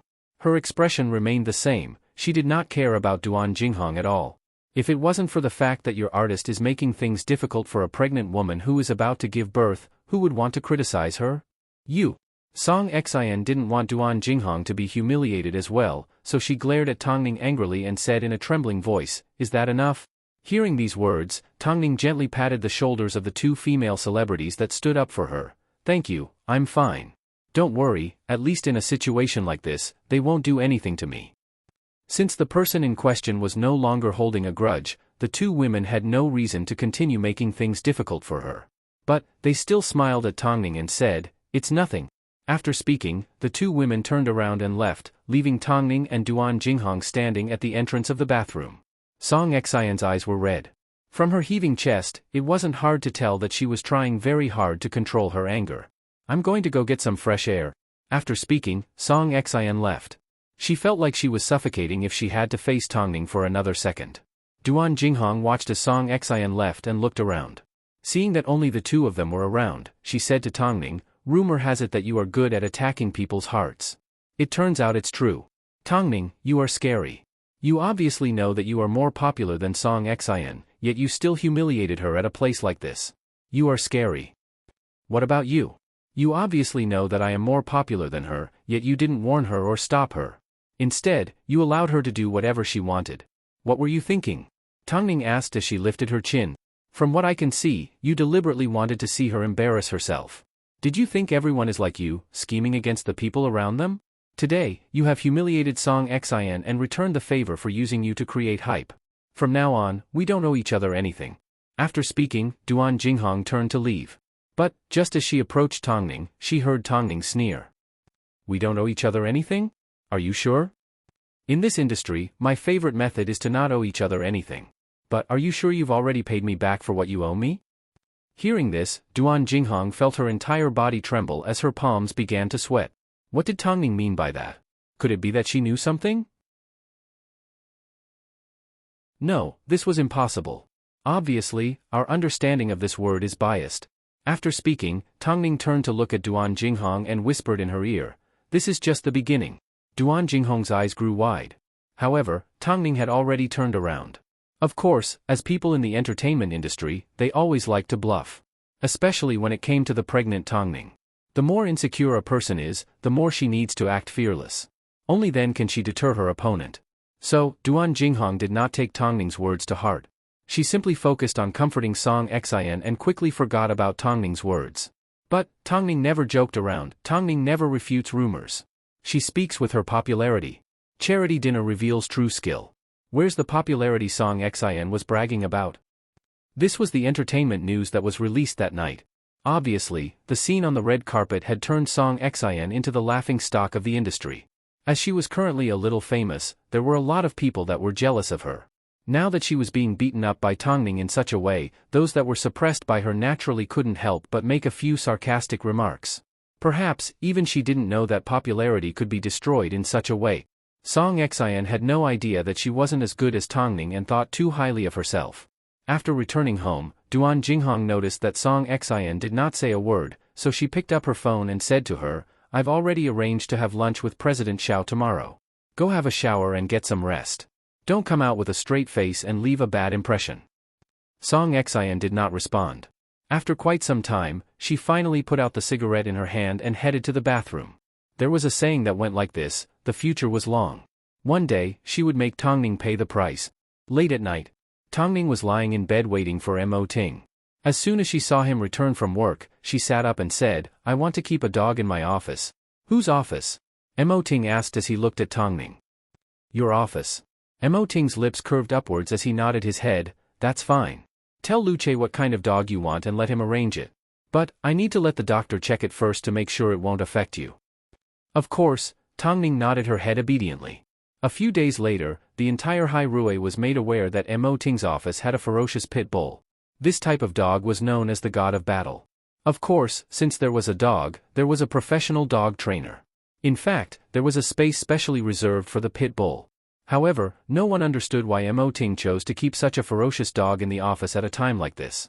Even Fang Yu felt a little scared every time he entered Mo Ting's office. "President Mo. That thing, why is Tongning keeping it?" Mo Ting lifted his head to look at the strong pit bull and replied half-heartedly, "She's happy. But, it's very ferocious. It won't bite you," Mo Ting said as he looked at the documents in Fang Yu's hands. "Give me the documents and you can leave." In reality, Fang Yu did not dare to stay in Mo Ting's office for too long. It didn't take long before Fang Yu left. Meanwhile, Mo Ting looked at the majestic pit bull and smiled. He naturally knew what Tongning was doing. This was, of course, a feast prepared for a certain someone. Afterwards, a small staff member appeared in Mo Ting's office. If she was in Hai Rui, no one would recognize her. But, this small staff member ended up staying in Mo Ting's office for 20 minutes. That afternoon, Song Xin was having tea with the rumored heir of a rich family as usual. Although she tried her best to hide it, it wasn't hard for the man to see the disgust on her face. "Miss Song, you don't need to put yourself in such a difficult position. You came out to eat with me." The man's name was Xiao Yuha? He was the second largest shareholder of Kaihuang Cinema and controlled half of the new cinema industry. As audiences were currently looking for better picture quality and effects, Kaihuang invested a lot of money into the industry and imported equipment from overseas to create a top-class cinema service. He was a rising star in the film and television industry. "I'm just in a bad mood. Is it because of Tongning?" The man was wearing brown-framed glasses and a gray striped suit. His hair was combed neatly. "Did you know that her new film, The Lost Relative, is about to be released? It's been moved up."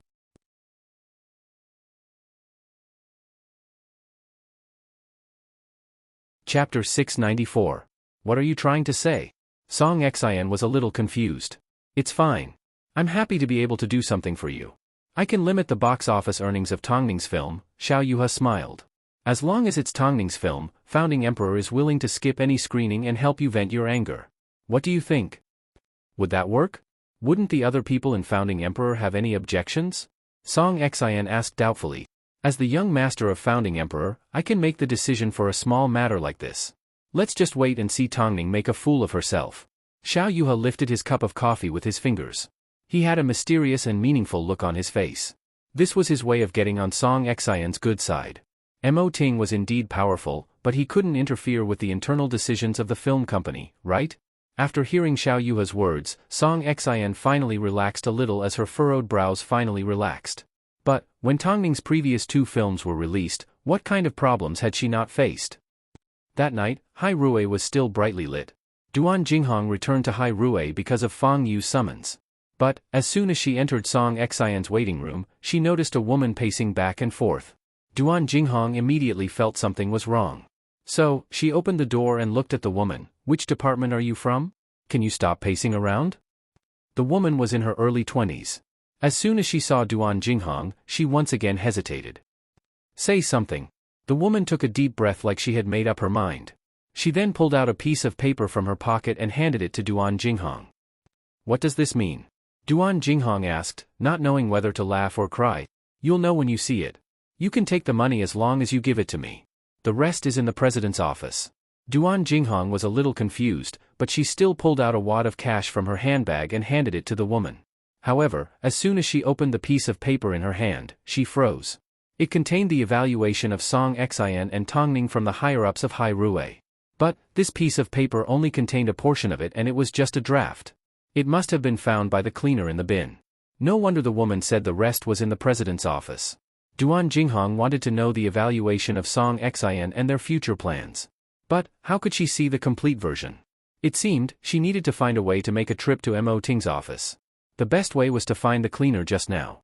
As a result, Duan Jinghong remained calm as she secretly paid attention to the cleaner's information. It wasn't easy for her to find her, so it didn't take long before she revealed her intentions. She wanted the cleaner's credit card. The young worker simply wanted a little money and did not want to take a big risk. So, she laid down in the office and ignored her. However, Duan Jinghong took the opportunity to take the young worker's credit card and place it in her bag like nothing had happened.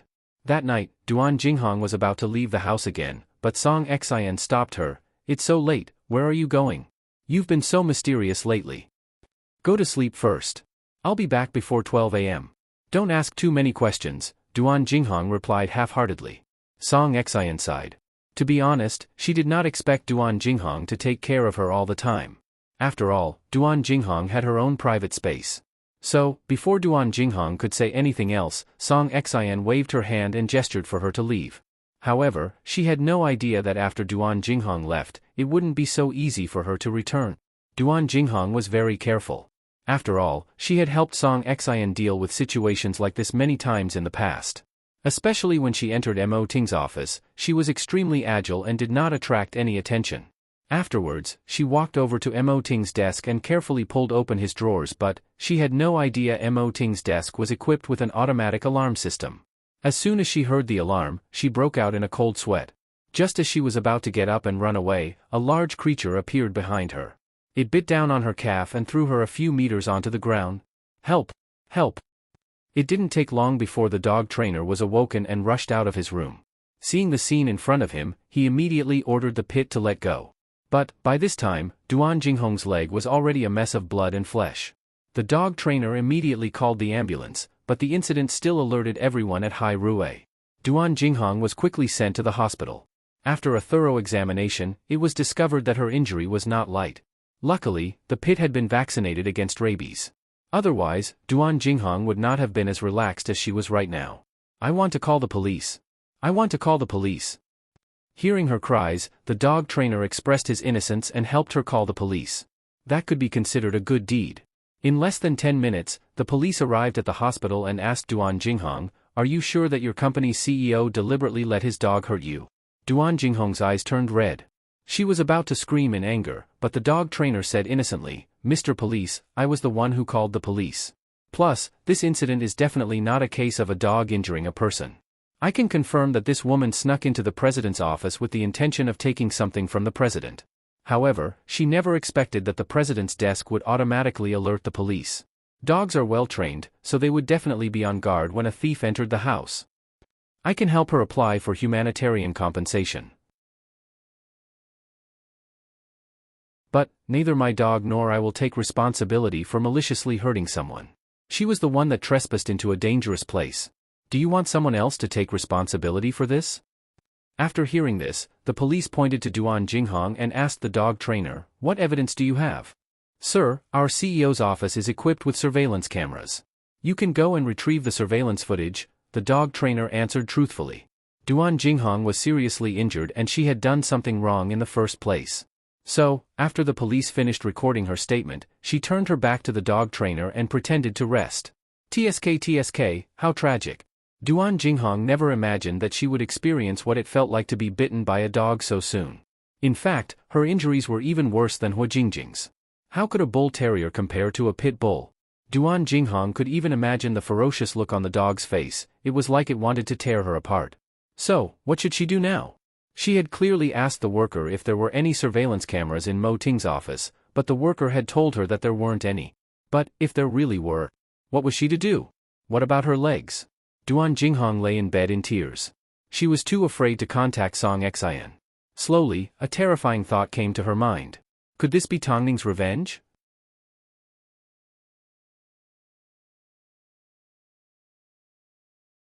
Chapter 695. The more Duan Jinghong thought about it, the more frightened she felt. The more she thought about it, the more chills she felt down her spine. In the end, she found countless reasons to comfort herself. That's impossible. Tongning can't be smarter than Song Xian. There's no way she could have found out that I was the culprit. But, everything was so coincidental. Could such coincidences even exist in this world? After the sun rose, Song Xian returned to Hai Rui on her own. However, she found out from the staff that Duan Jinghong had been bitten by a dog. Last night, someone overestimated themselves and tried to steal from the CEO's office. But, unexpectedly, they were bitten by the CEO's dog. I heard that they are currently lying in the hospital, but I'm not sure if it's true.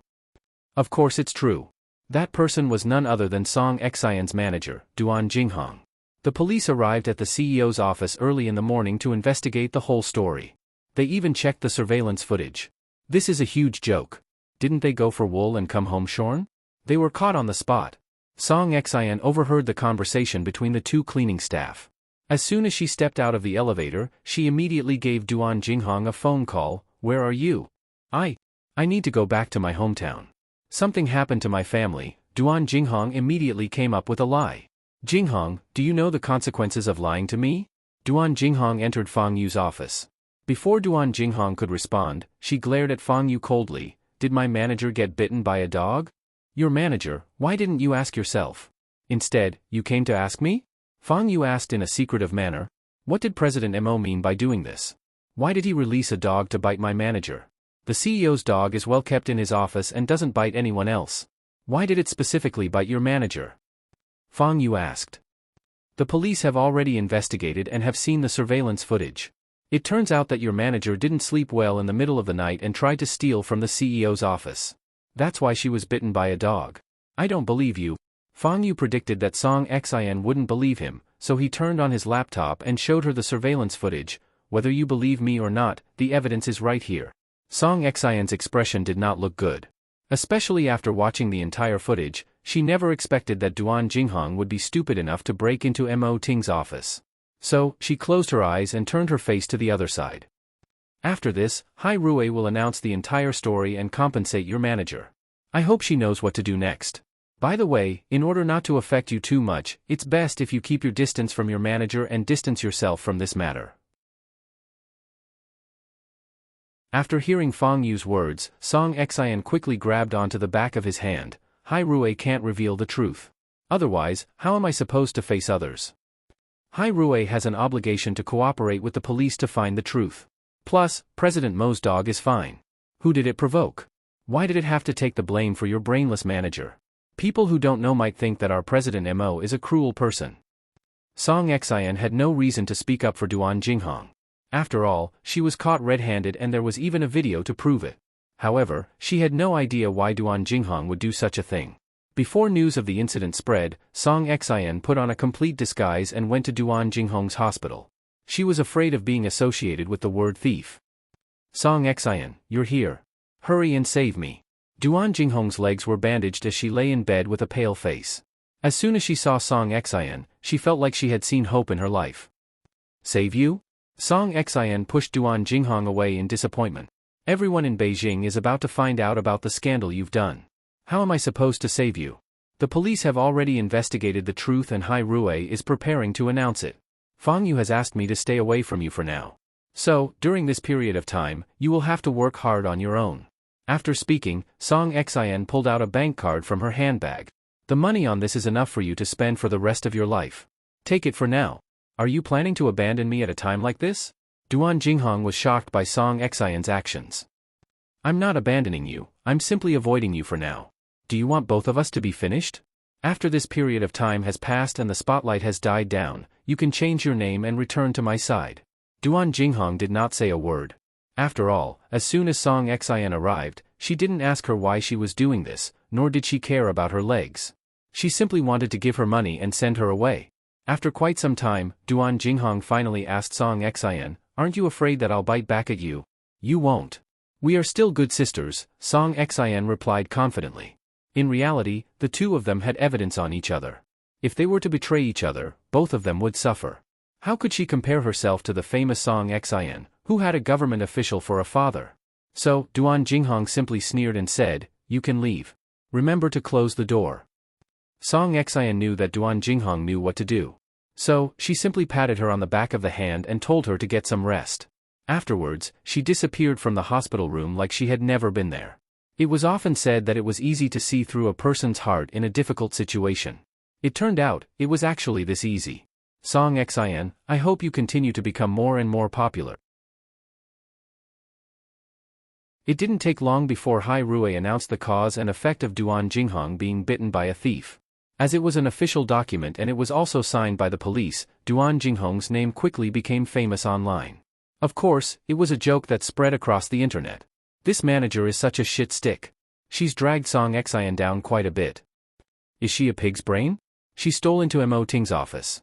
She deserves to be bitten by a dog. I feel embarrassed for her. She's embarrassed herself in front of the entire nation. Hai Rui dealt with the matter in a timely manner. Although this manager has shit in her head, they still offered a humanitarian compensation. If it was me, I wouldn't have given her a single cent. She was obviously the one that got bitten. Now, even when she sees Song Xian, she feels so awkward. Haha, you're not the only one.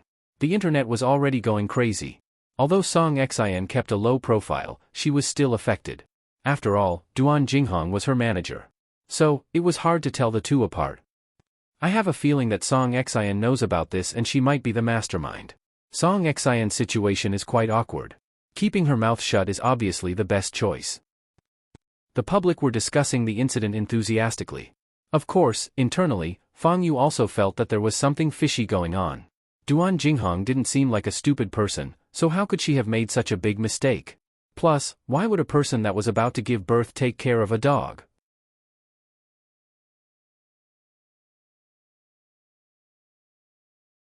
Chapter 696. Fang Yu felt uncomfortable, so he had to clarify the situation. So, he gave Tongning a phone call. But, Tongning was currently at Hai Rui. If you have any questions, come to my office and ask me. Fang Yu hung up the phone and headed straight for the CEO's office.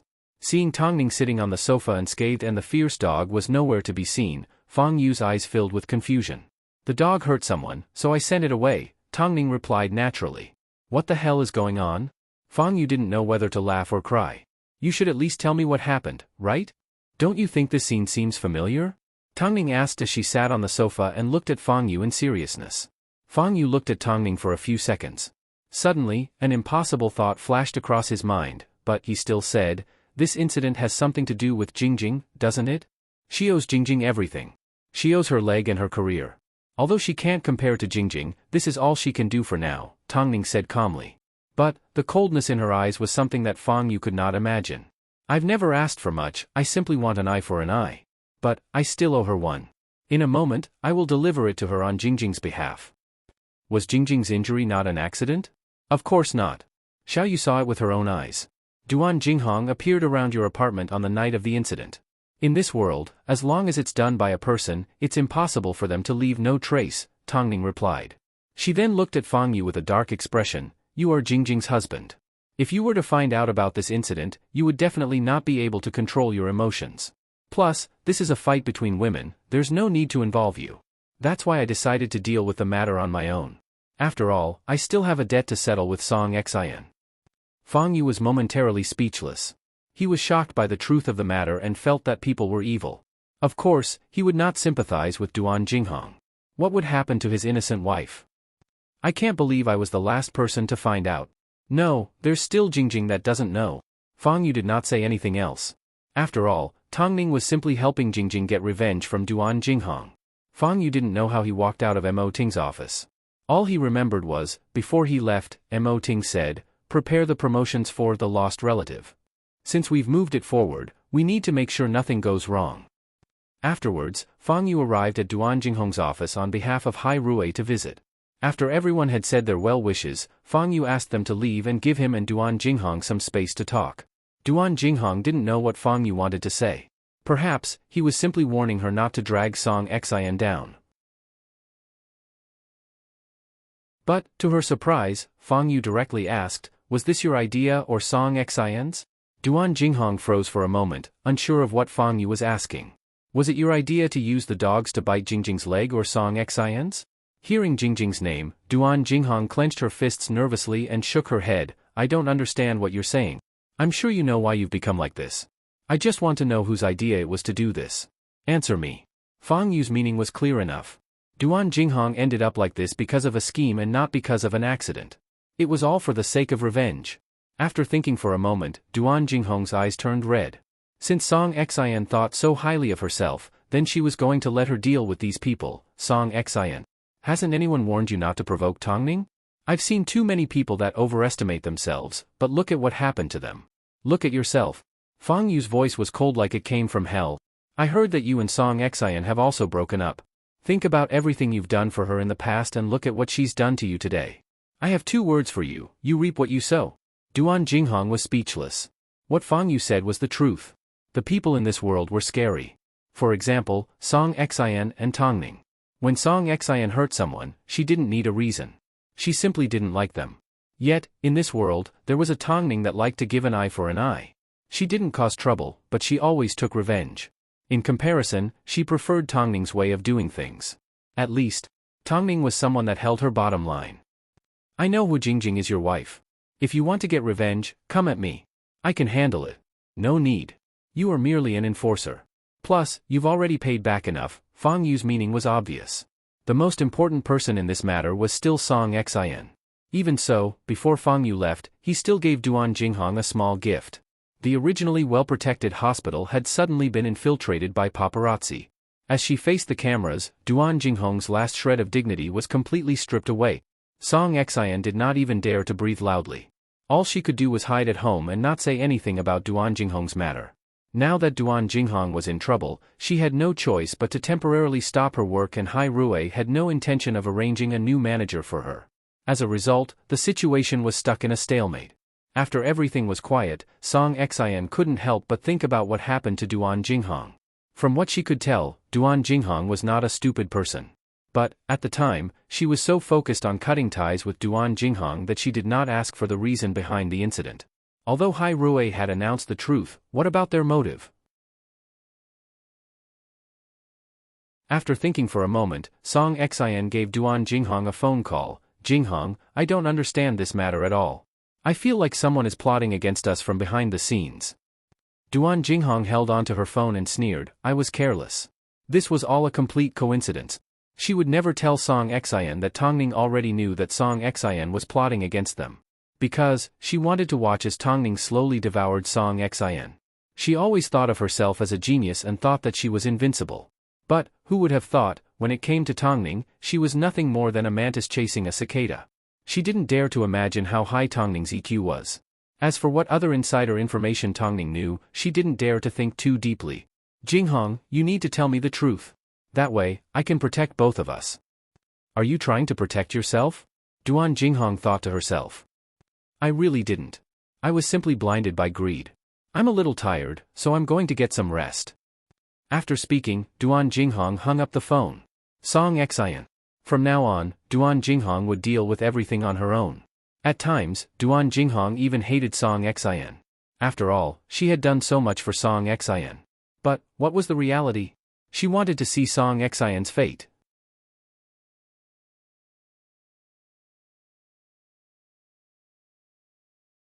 Chapter 697.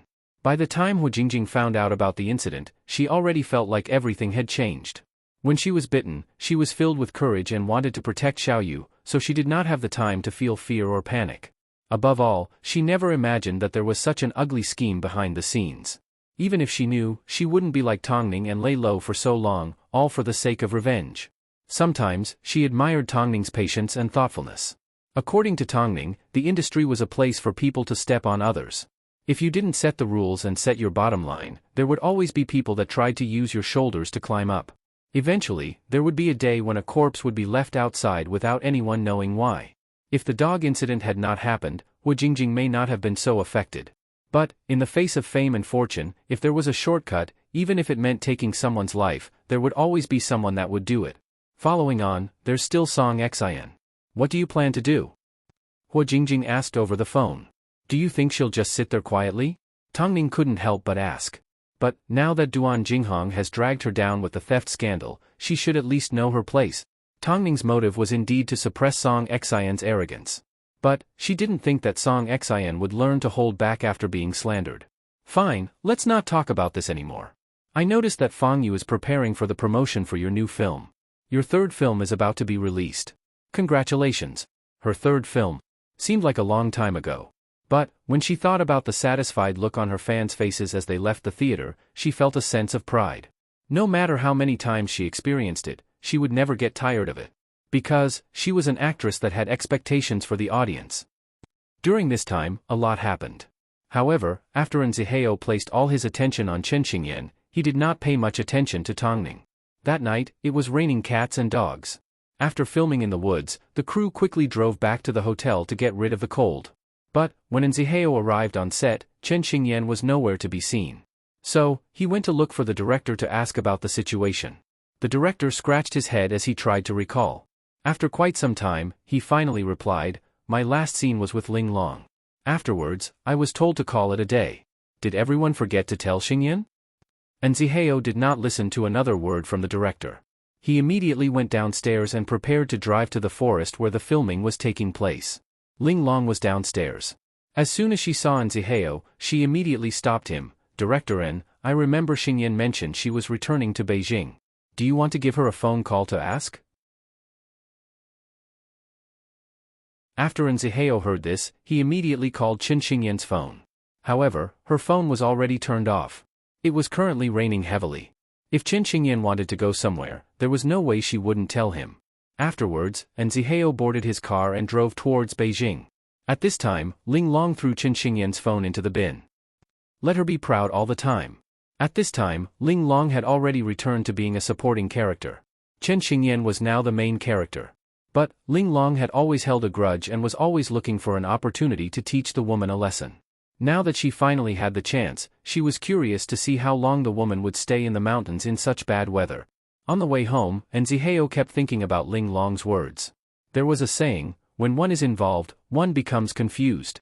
Why did he believe Ling Long and assume that Chen Xingyan would return to Beijing at this time? With this thought, Zihao immediately turned the car around and drove up the mountain. But, because of the heavy rain and uneven roads, there was a limit to how far the car could go. But, in order to find Chen Xingyan, he couldn't care less. He didn't even have time to grab an umbrella as he got out of the car. As he stood in the rain, he searched for Chen Xingyan. "Xiao Xing. Xingyan?" A voice drifted over from not too far away. Chen Xingyan thought she was hallucinating and that she was indeed trapped in the mountains. As no one told her to stop filming, she fell asleep on the spot. When she woke up, her phone was gone. She originally planned to spend the night here and head back down the mountain the next morning. But, who would have thought? Zihao would personally come looking for her. Chen Xingyan wasn't weak. She simply couldn't believe it. As soon as she saw Zihao walk out of the rain, she did not hesitate as she pounced into his arms.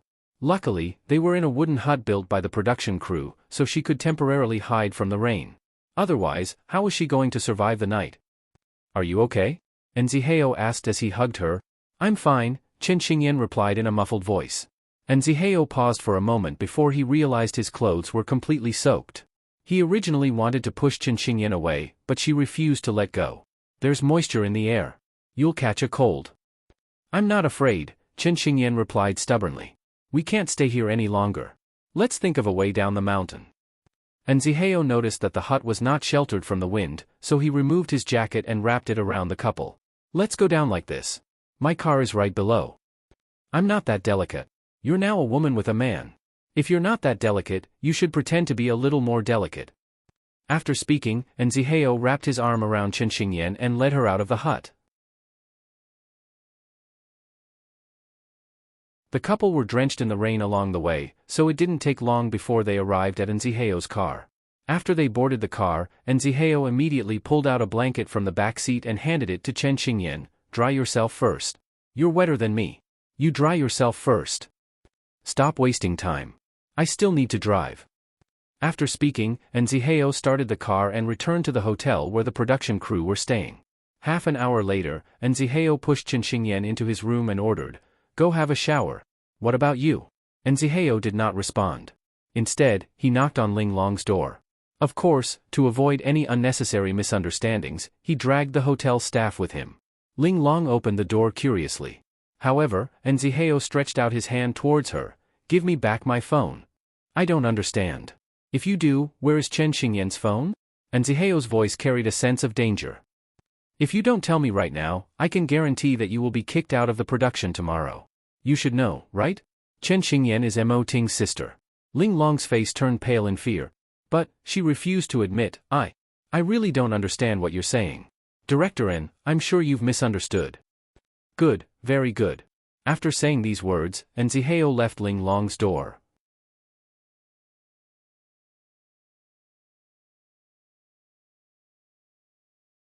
Chapter 698. A second later, Nziheo gave Tongning a phone call. He wanted to use Mo Ting to clear Chen Xingyan's name and get back at her. By the time Nziheo returned to his room, Chen Xingyan had just finished changing her clothes. Seeing the angry expression on Nziheo's face, she guessed he must have gone to find someone to settle scores with. So, she quickly shook her head. "No need. I'm helping you get back at her, yet you think I'm meddlesome? In the past, no one has ever helped me get back at her." Chen Xingyan laughed. "Aren't I still living well?" It was because of this sense of self-preservation that Chen Xingyan acted on her own and was extremely self-centered. That was in the past. Chen Xingyan once again pounced over and hugged Nziheo. Her soft body pressed tightly against Nziheo's soaked body. "Go shower and sleep." Nziheo quickly pushed Chen Xingyan away, afraid that he would act on impulse and do something unforgivable. "But, you also need to shower. Don't worry about me." Nziheo held onto Chen Xingyan's head, preventing her from moving. "I have desires. Do you believe that if you continue to act recklessly, I will eat you up?" Chen Xingyan froze as she stared at Nziheo in a daze. Nziheo sighed. Just as he was about to turn around, Chen Xingyan stretched out her arms and hugged him. "I don't believe you. Don't act like a delinquent girl. A woman's every decision should be made after careful consideration." "So after careful thought, everything is correct?" "That depends on the type of man they meet. It has nothing to do with their decisions." This was the first time Nziheo had lost to Chen Xingyan in a verbal argument. "Stay here. The production and crew will find out. Everyone can tell that you like me," Chen Xingyan said with a blushing face. "That will ruin your reputation," and Nziheo's expression was serious. "Listen to me and go to sleep. If you reject me again, I will kiss you in front of everyone tomorrow." Chen Xingyan threatened stubbornly. "In the end, you don't care about your acting career, do you? Moreover, how could there be a woman as casual as you? How could you so easily let a man stay overnight?" Nziheo looked like he was about to explode in anger, but Chen Xingyan rubbed her head against his back. "No one has ever treated me as well as you do. You've never been so concerned about me and taken care of me. After Dad passed away, I've never felt the feeling of being protected again.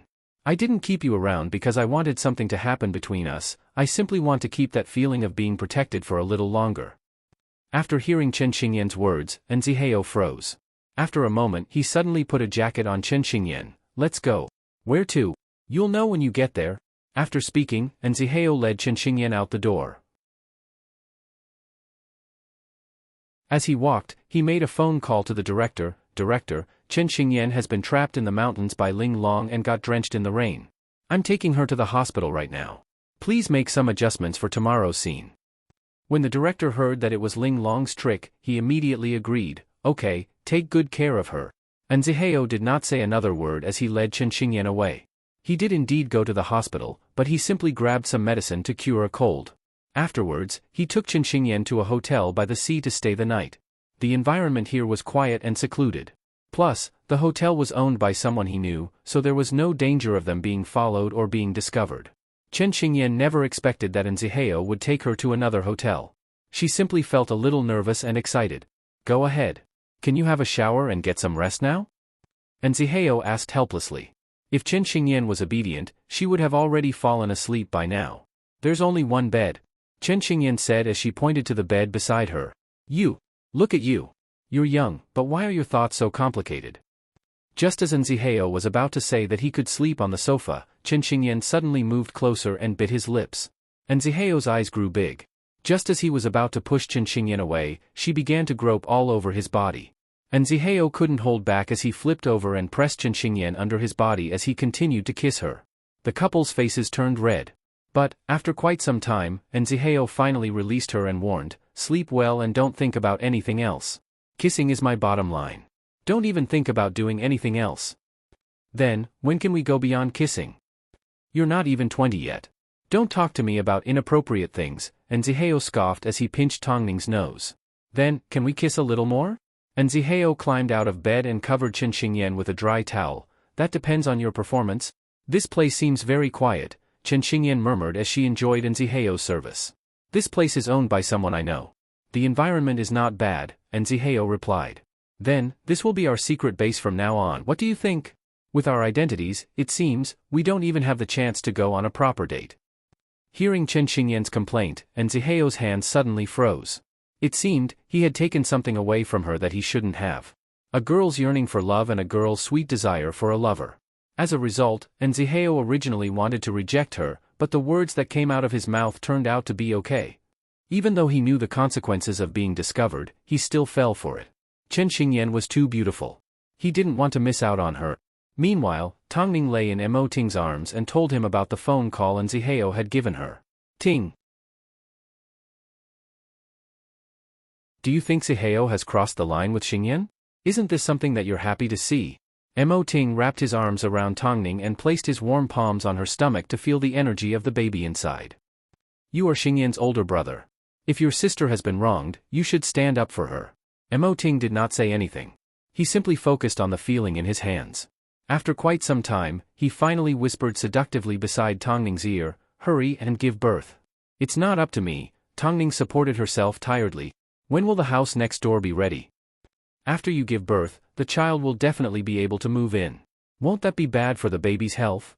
It's already been treated very carefully. There won't be any harm to the child, Mo Ting replied. I've almost forgotten what you looked like before you got pregnant. Have I gained weight? I don't look good anymore. Tongning sighed as she covered her face. Mo Ting smiled but did not respond. He simply leaned in beside Tongning's ear and said something inappropriate. It's not that I don't look good. It's just when it comes to doing certain things, it's not as convenient.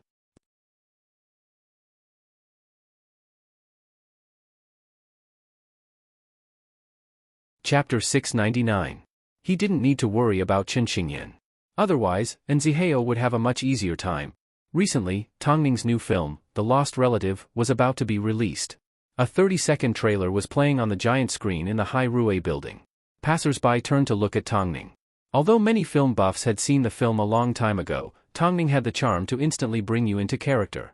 A cold thug was originally detached from life, but her search for her missing husband in the film was so realistic. It seemed, it was easy for women to sympathize and feel pain for this kind of thing. The film was originally scheduled to be released in the summer, but due to the recent events, the public's attitude towards it was quite negative. So, Mo Ting decided to bring forward the release date to divert the public's attention to the film. This was a film that excelled in both acting and acting. So, Hai Rui had high hopes for it. But, the film was originally scheduled to be released on April 21st and Tongning was the main lead, so it should have attracted a lot of attention.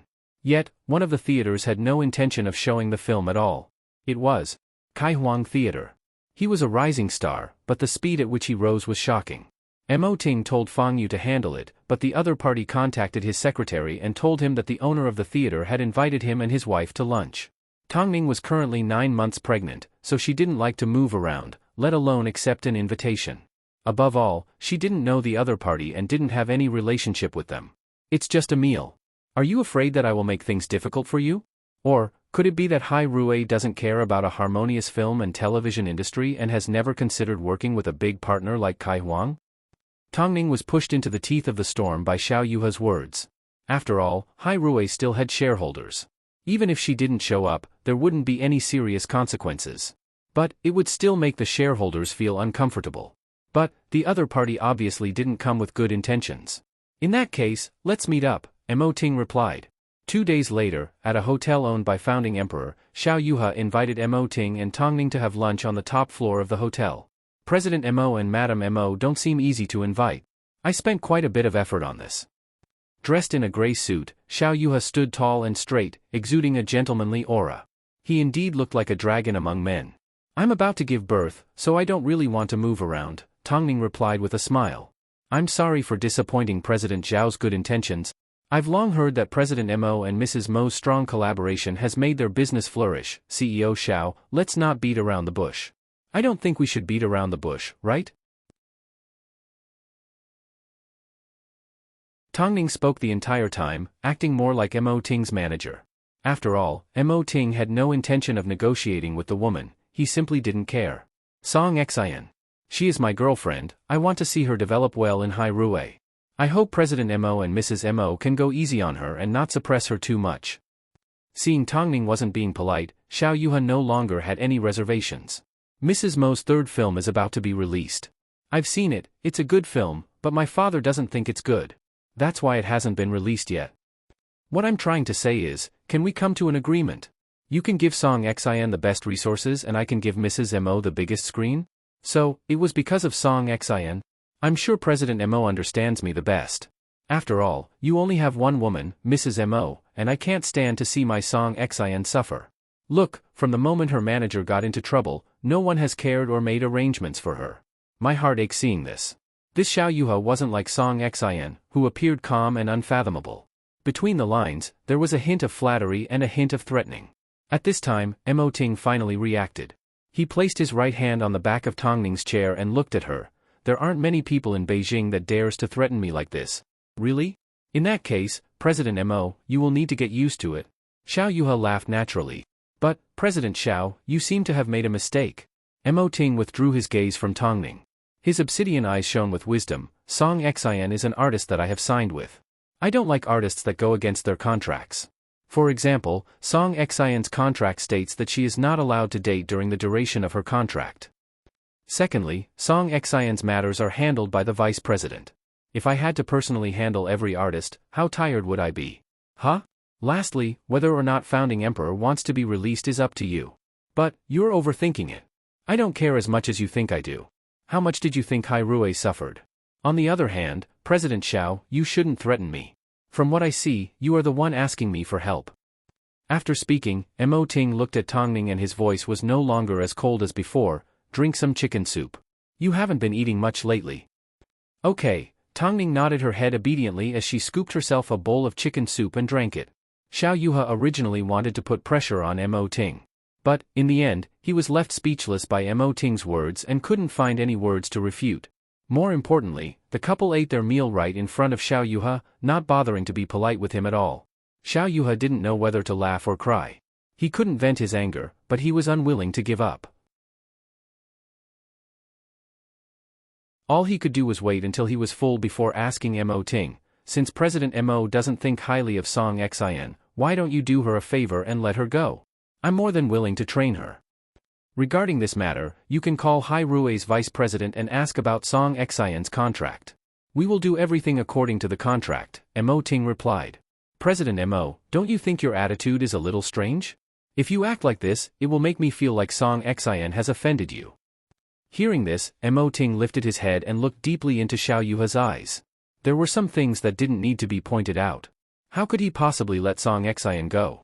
How could he let someone that dared to hurt Tongning and his child off the hook? From now on, if you need help with anything regarding Song Xian, feel free to contact the vice president. Also, President Zhao's hospitality has been great. If I get the chance, I will definitely return the favor. So, after lunch, Xiao Yuha did not achieve any of his goals. He did not threaten Mo Ting, nor did he help Song Xian obtain any benefits. Most importantly, he couldn't even get his hands on Song Xian's contract. In reality, Song Xian and the three men were separated by a thin layer of glass. As soon as Song Xian heard Mo Ting's words and realized Mo Ting's attitude, she simply felt a sense of anger burn through her entire body because she was still being pressed down by Tongning. Ruthlessly suppressed. Since that was the case, all she could do was give it her all and fight Tongning to the end.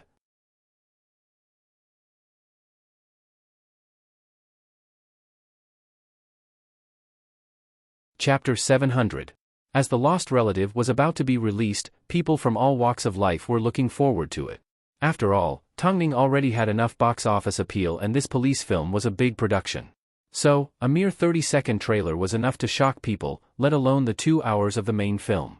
Everyone was looking forward to the 21st of April and fans were doing all they could to support the film.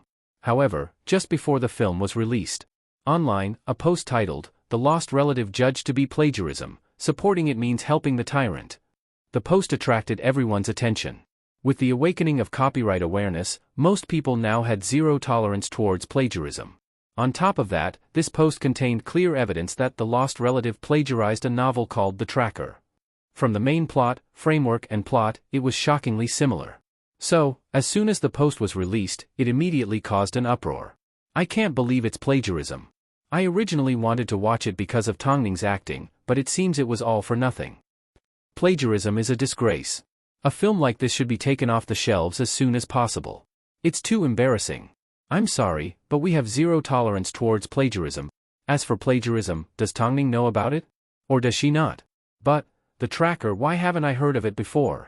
According to the information, The Tracker was an online novel that was updated 3 years ago and had a total of 540,000 words. Perhaps, because of the poor results, the author only wrote one book and never appeared online again. However, what was surprising was that such a wonderful novel, why was no one interested in it? Also, why was the search engine for this novel so poor?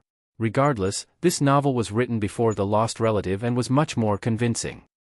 Is it because the author isn't famous that you plagiarized it? Plagiarizing a bitch is a disgrace. In response, Hai Rue immediately responded that they would investigate the script and reveal the truth to the public. Afterwards, Hai Rue contacted the scriptwriter. However, the scriptwriter felt angry and wronged. This is an insult to my character.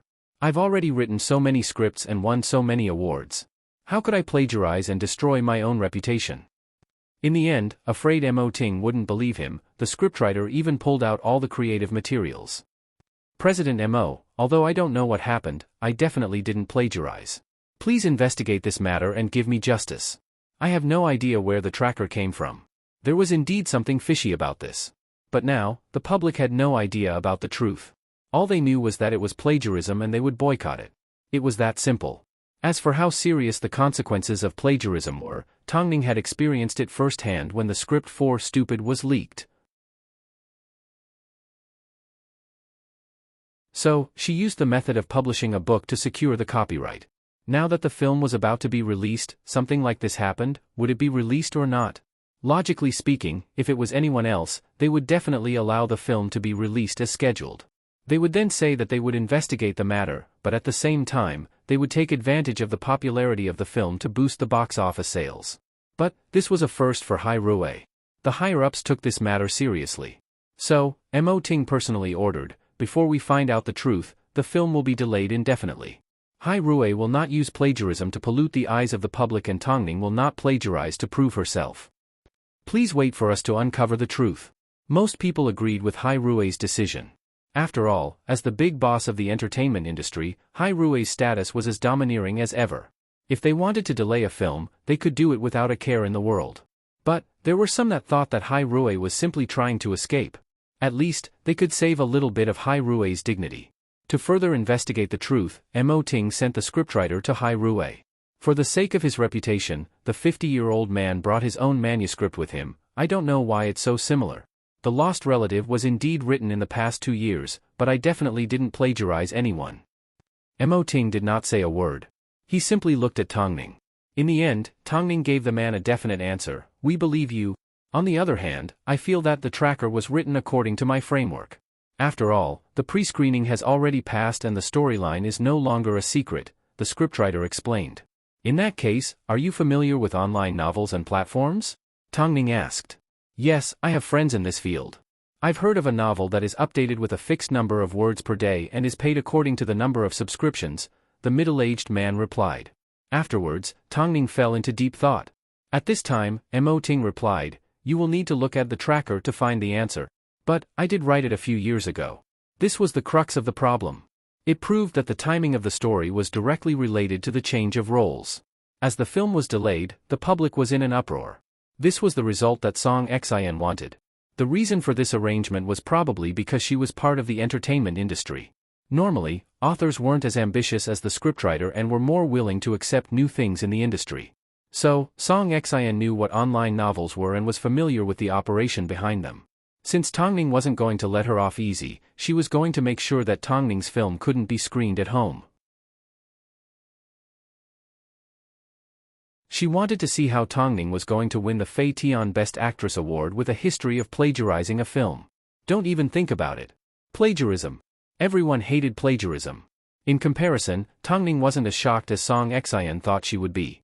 After all, she was already used to twists and turns. Plus, she believed that the scriptwriter didn't plagiarize their work and had other reasons. However, it took some time for her to get to know a new industry. So, she needed to seriously look for the answer. She wanted to know the reason and find the answer to this problem. Who plagiarized who? How could she prove that Elder Wu didn't plagiarize? That's enough. You're about to give birth. Can't you rest for a couple of days and let Fang Yu investigate? Long Jie couldn't stand it anymore as she watched Tongning handle the matter herself. I can rest for a couple of days, but the person that's secretly plotting against me won't, Tongning replied as she read the tracker. But, it's obvious. Plagiarism. His novel was published 2 to 3 years earlier than yours. There's definitely a problem. I need to find out, Tongning replied as she flipped through the information in her hands. Long Jie, do you think it's possible for online novels to change their publication dates?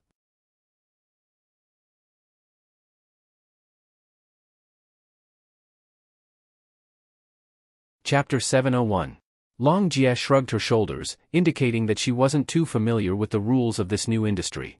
To find out the truth as soon as possible, Ting asked Lu Che to contact the person in charge of the website and ask them to provide evidence as soon as possible.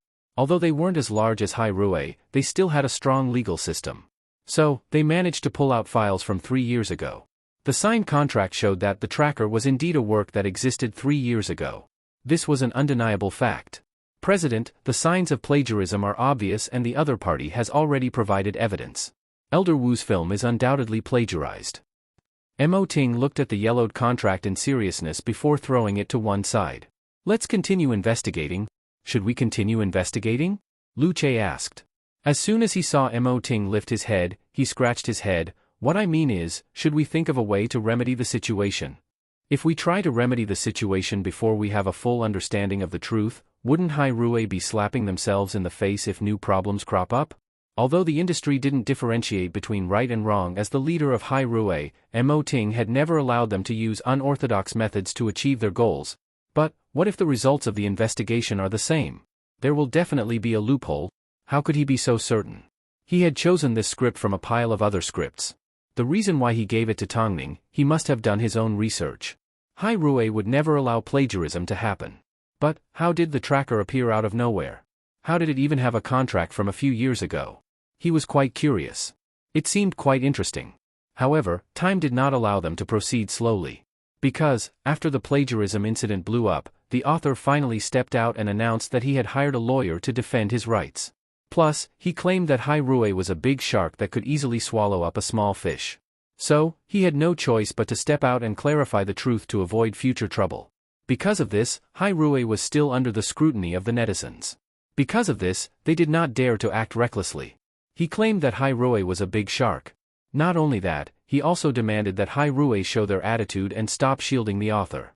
Not only did he demand compensation and an apology, he also demanded that The Lost Relative not be screened in any theaters. This was the correct way to deal with plagiarism. Because she was the victim, it sounded so natural. At that moment, it seemed to resonate with the majority of the original authors. All the authors joined forces to boycott The Lost Relative and demanded that the plagiarist, Mr. Hu, apologize. Now, all the evidence proved that Mr. Hu was indeed the plagiarist. For a while, it seemed that no one could prove his innocence. Old Master Hu felt wronged and angry. Faced with the distortion of right and wrong by the outside world, he was so angry that he was bedridden. Hurry up and apologize. Don't be a coward. This scriptwriter has produced many good works in the past. I didn't expect him to make mistakes. Could it be that he has run out of ideas? No matter what, the plagiarist should explode on the spot. Seeing the comments on the internet, Elder Wu's family did not dare to tell the old man about it. They could only sigh. When Tongning heard that Mr. Hu was sick because of anger, she immediately went to visit him. Miss Tang, you didn't have to come here. It's not your fault. Plus, you're about to give birth. It's very dangerous. Elder Wu's wife said. My husband has been innocent all his life, yet he's been framed. I refuse to believe that he would plagiarize someone, but, if it's someone else, it's fine. But, when my grandson came home for dinner yesterday and saw his grandfather, he cursed at him for being shameless. Tell me, at his age, how could the old man take it? After hearing this, Tongning had no choice but to comfort. I believe in Elder Wu. Plus, I've never given up on trying to prove his innocence. I'm honored to have acted in his script. Miss Tang, thank you so much. Tongning shook her head. In reality, her heart was filled with a deep sense of guilt. She had a feeling that the entire incident was directed at her and Elder Wu was simply making it easier for the culprit to act. As for the culprit, she didn't need to think too much. Apart from Song Xian, who else could it be? Firstly, only Song Xian had such a deep grudge against her recently. Secondly, Song Xian was an author, so she naturally understood how web novels worked. But, of course, she still needed concrete evidence. So, that day, after visiting Elder Wu, Tongning returned home and locked herself in the study room. She was going to start from the beginning with 540,000 words, but Tongning had no idea how serious the incident was.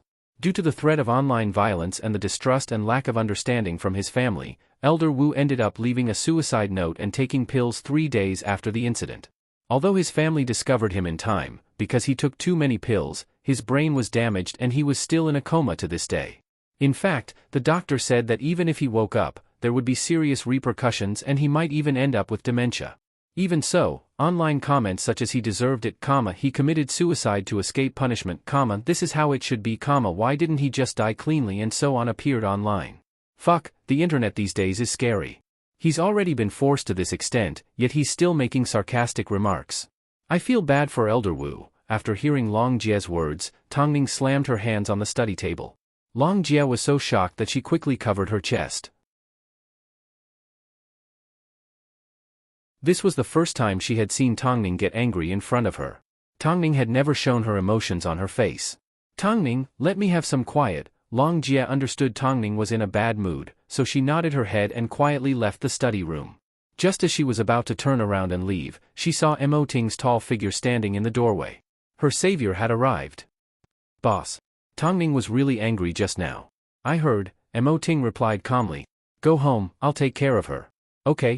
With Mo Ting around, Long Jie felt a lot more at ease. Now that the situation had gotten to this point, no one wanted to see it end up like this. A moment later, Mo Ting pushed open the study room door. Seeing Tongning sprawled in front of the computer desk, at a loss of what to do, he quickly ran over and carried her in his arms. You are about to become a mother, don't you know what's important? Ting, this time, I can't find an answer. I can't seem to find one, you're just confused, it's not like you can't find one. Mo Ting comforted as he carried her in his arms. Mo Ting hugged her in his arms and comforted, your opponent wants to see you in this state the most. The more you blame yourself, the happier she will be. But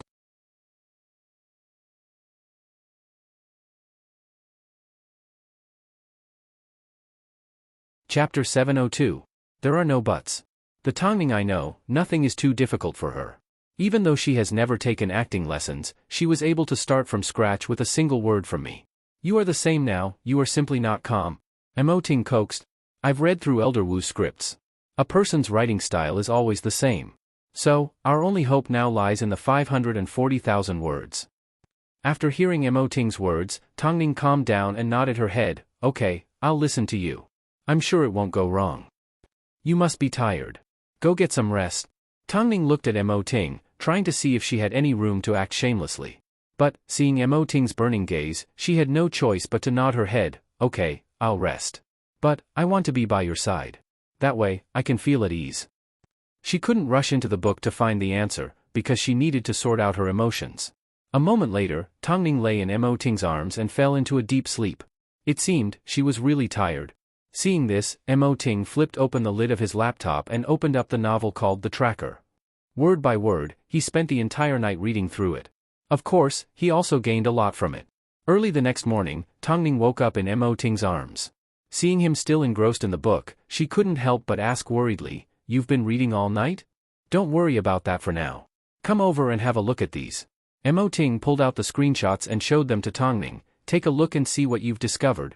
Tongning leaned against the computer desk while being protected by Ting's arms. She looked at the screen in detail and soon discovered something. The writing style is different and the words used are different. It doesn't seem like it was written by the same person. These were found at 200,000, 280,000, 400,000, and 470,000 respectively. "Are you saying this book was written by a few people at the same time?" Tongning's voice was filled with uncertainty. "In fact, it was done in a very short period of time," Ting explained. "I've asked Lu Che to look into talent in this field. He found out that the fastest record for famous web novelists is 50,000 to 80,000 words in 3 to 4 days. If a few people share the workload of tens of thousands of words at the same time, a book can be completed in less than 10 days.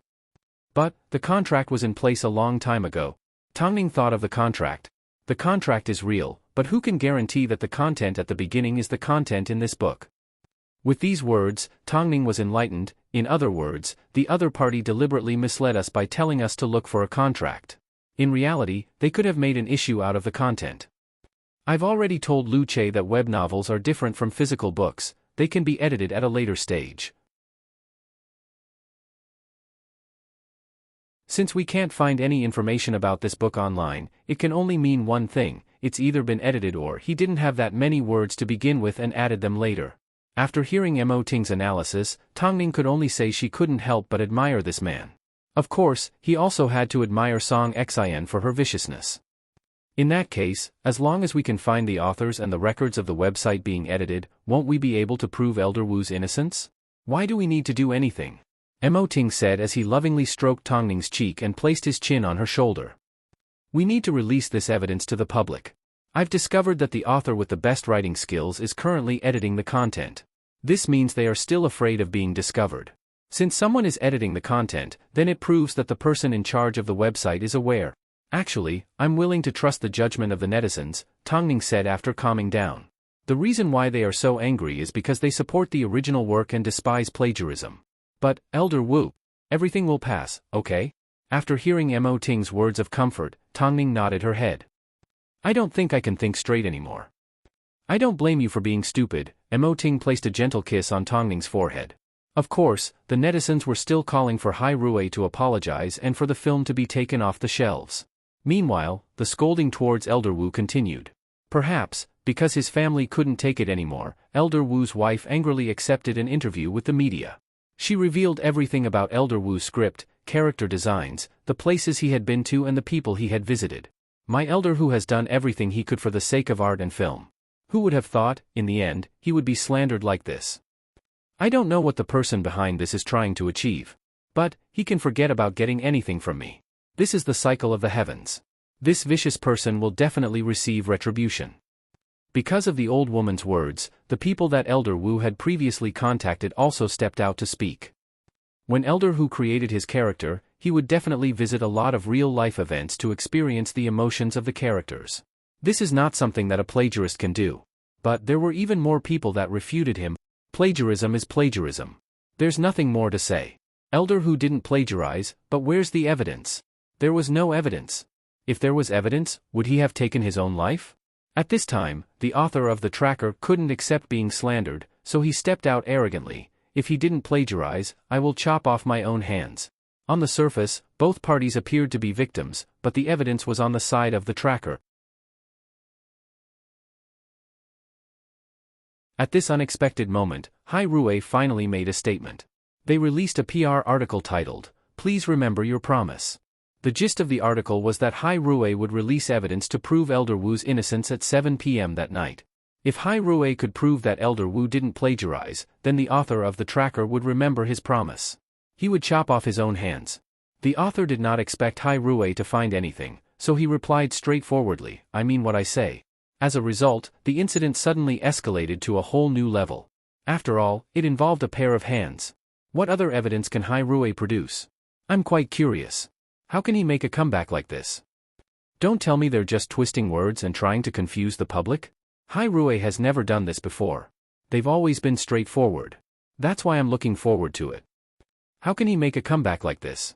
Isn't the evidence already conclusive? I refuse to listen to Hairue's whitewash. If Hairue dares to whitewash a plagiarist, I will hate him for the rest of my life. Even if the celebrity I like belongs to Hairue, I will not accept it.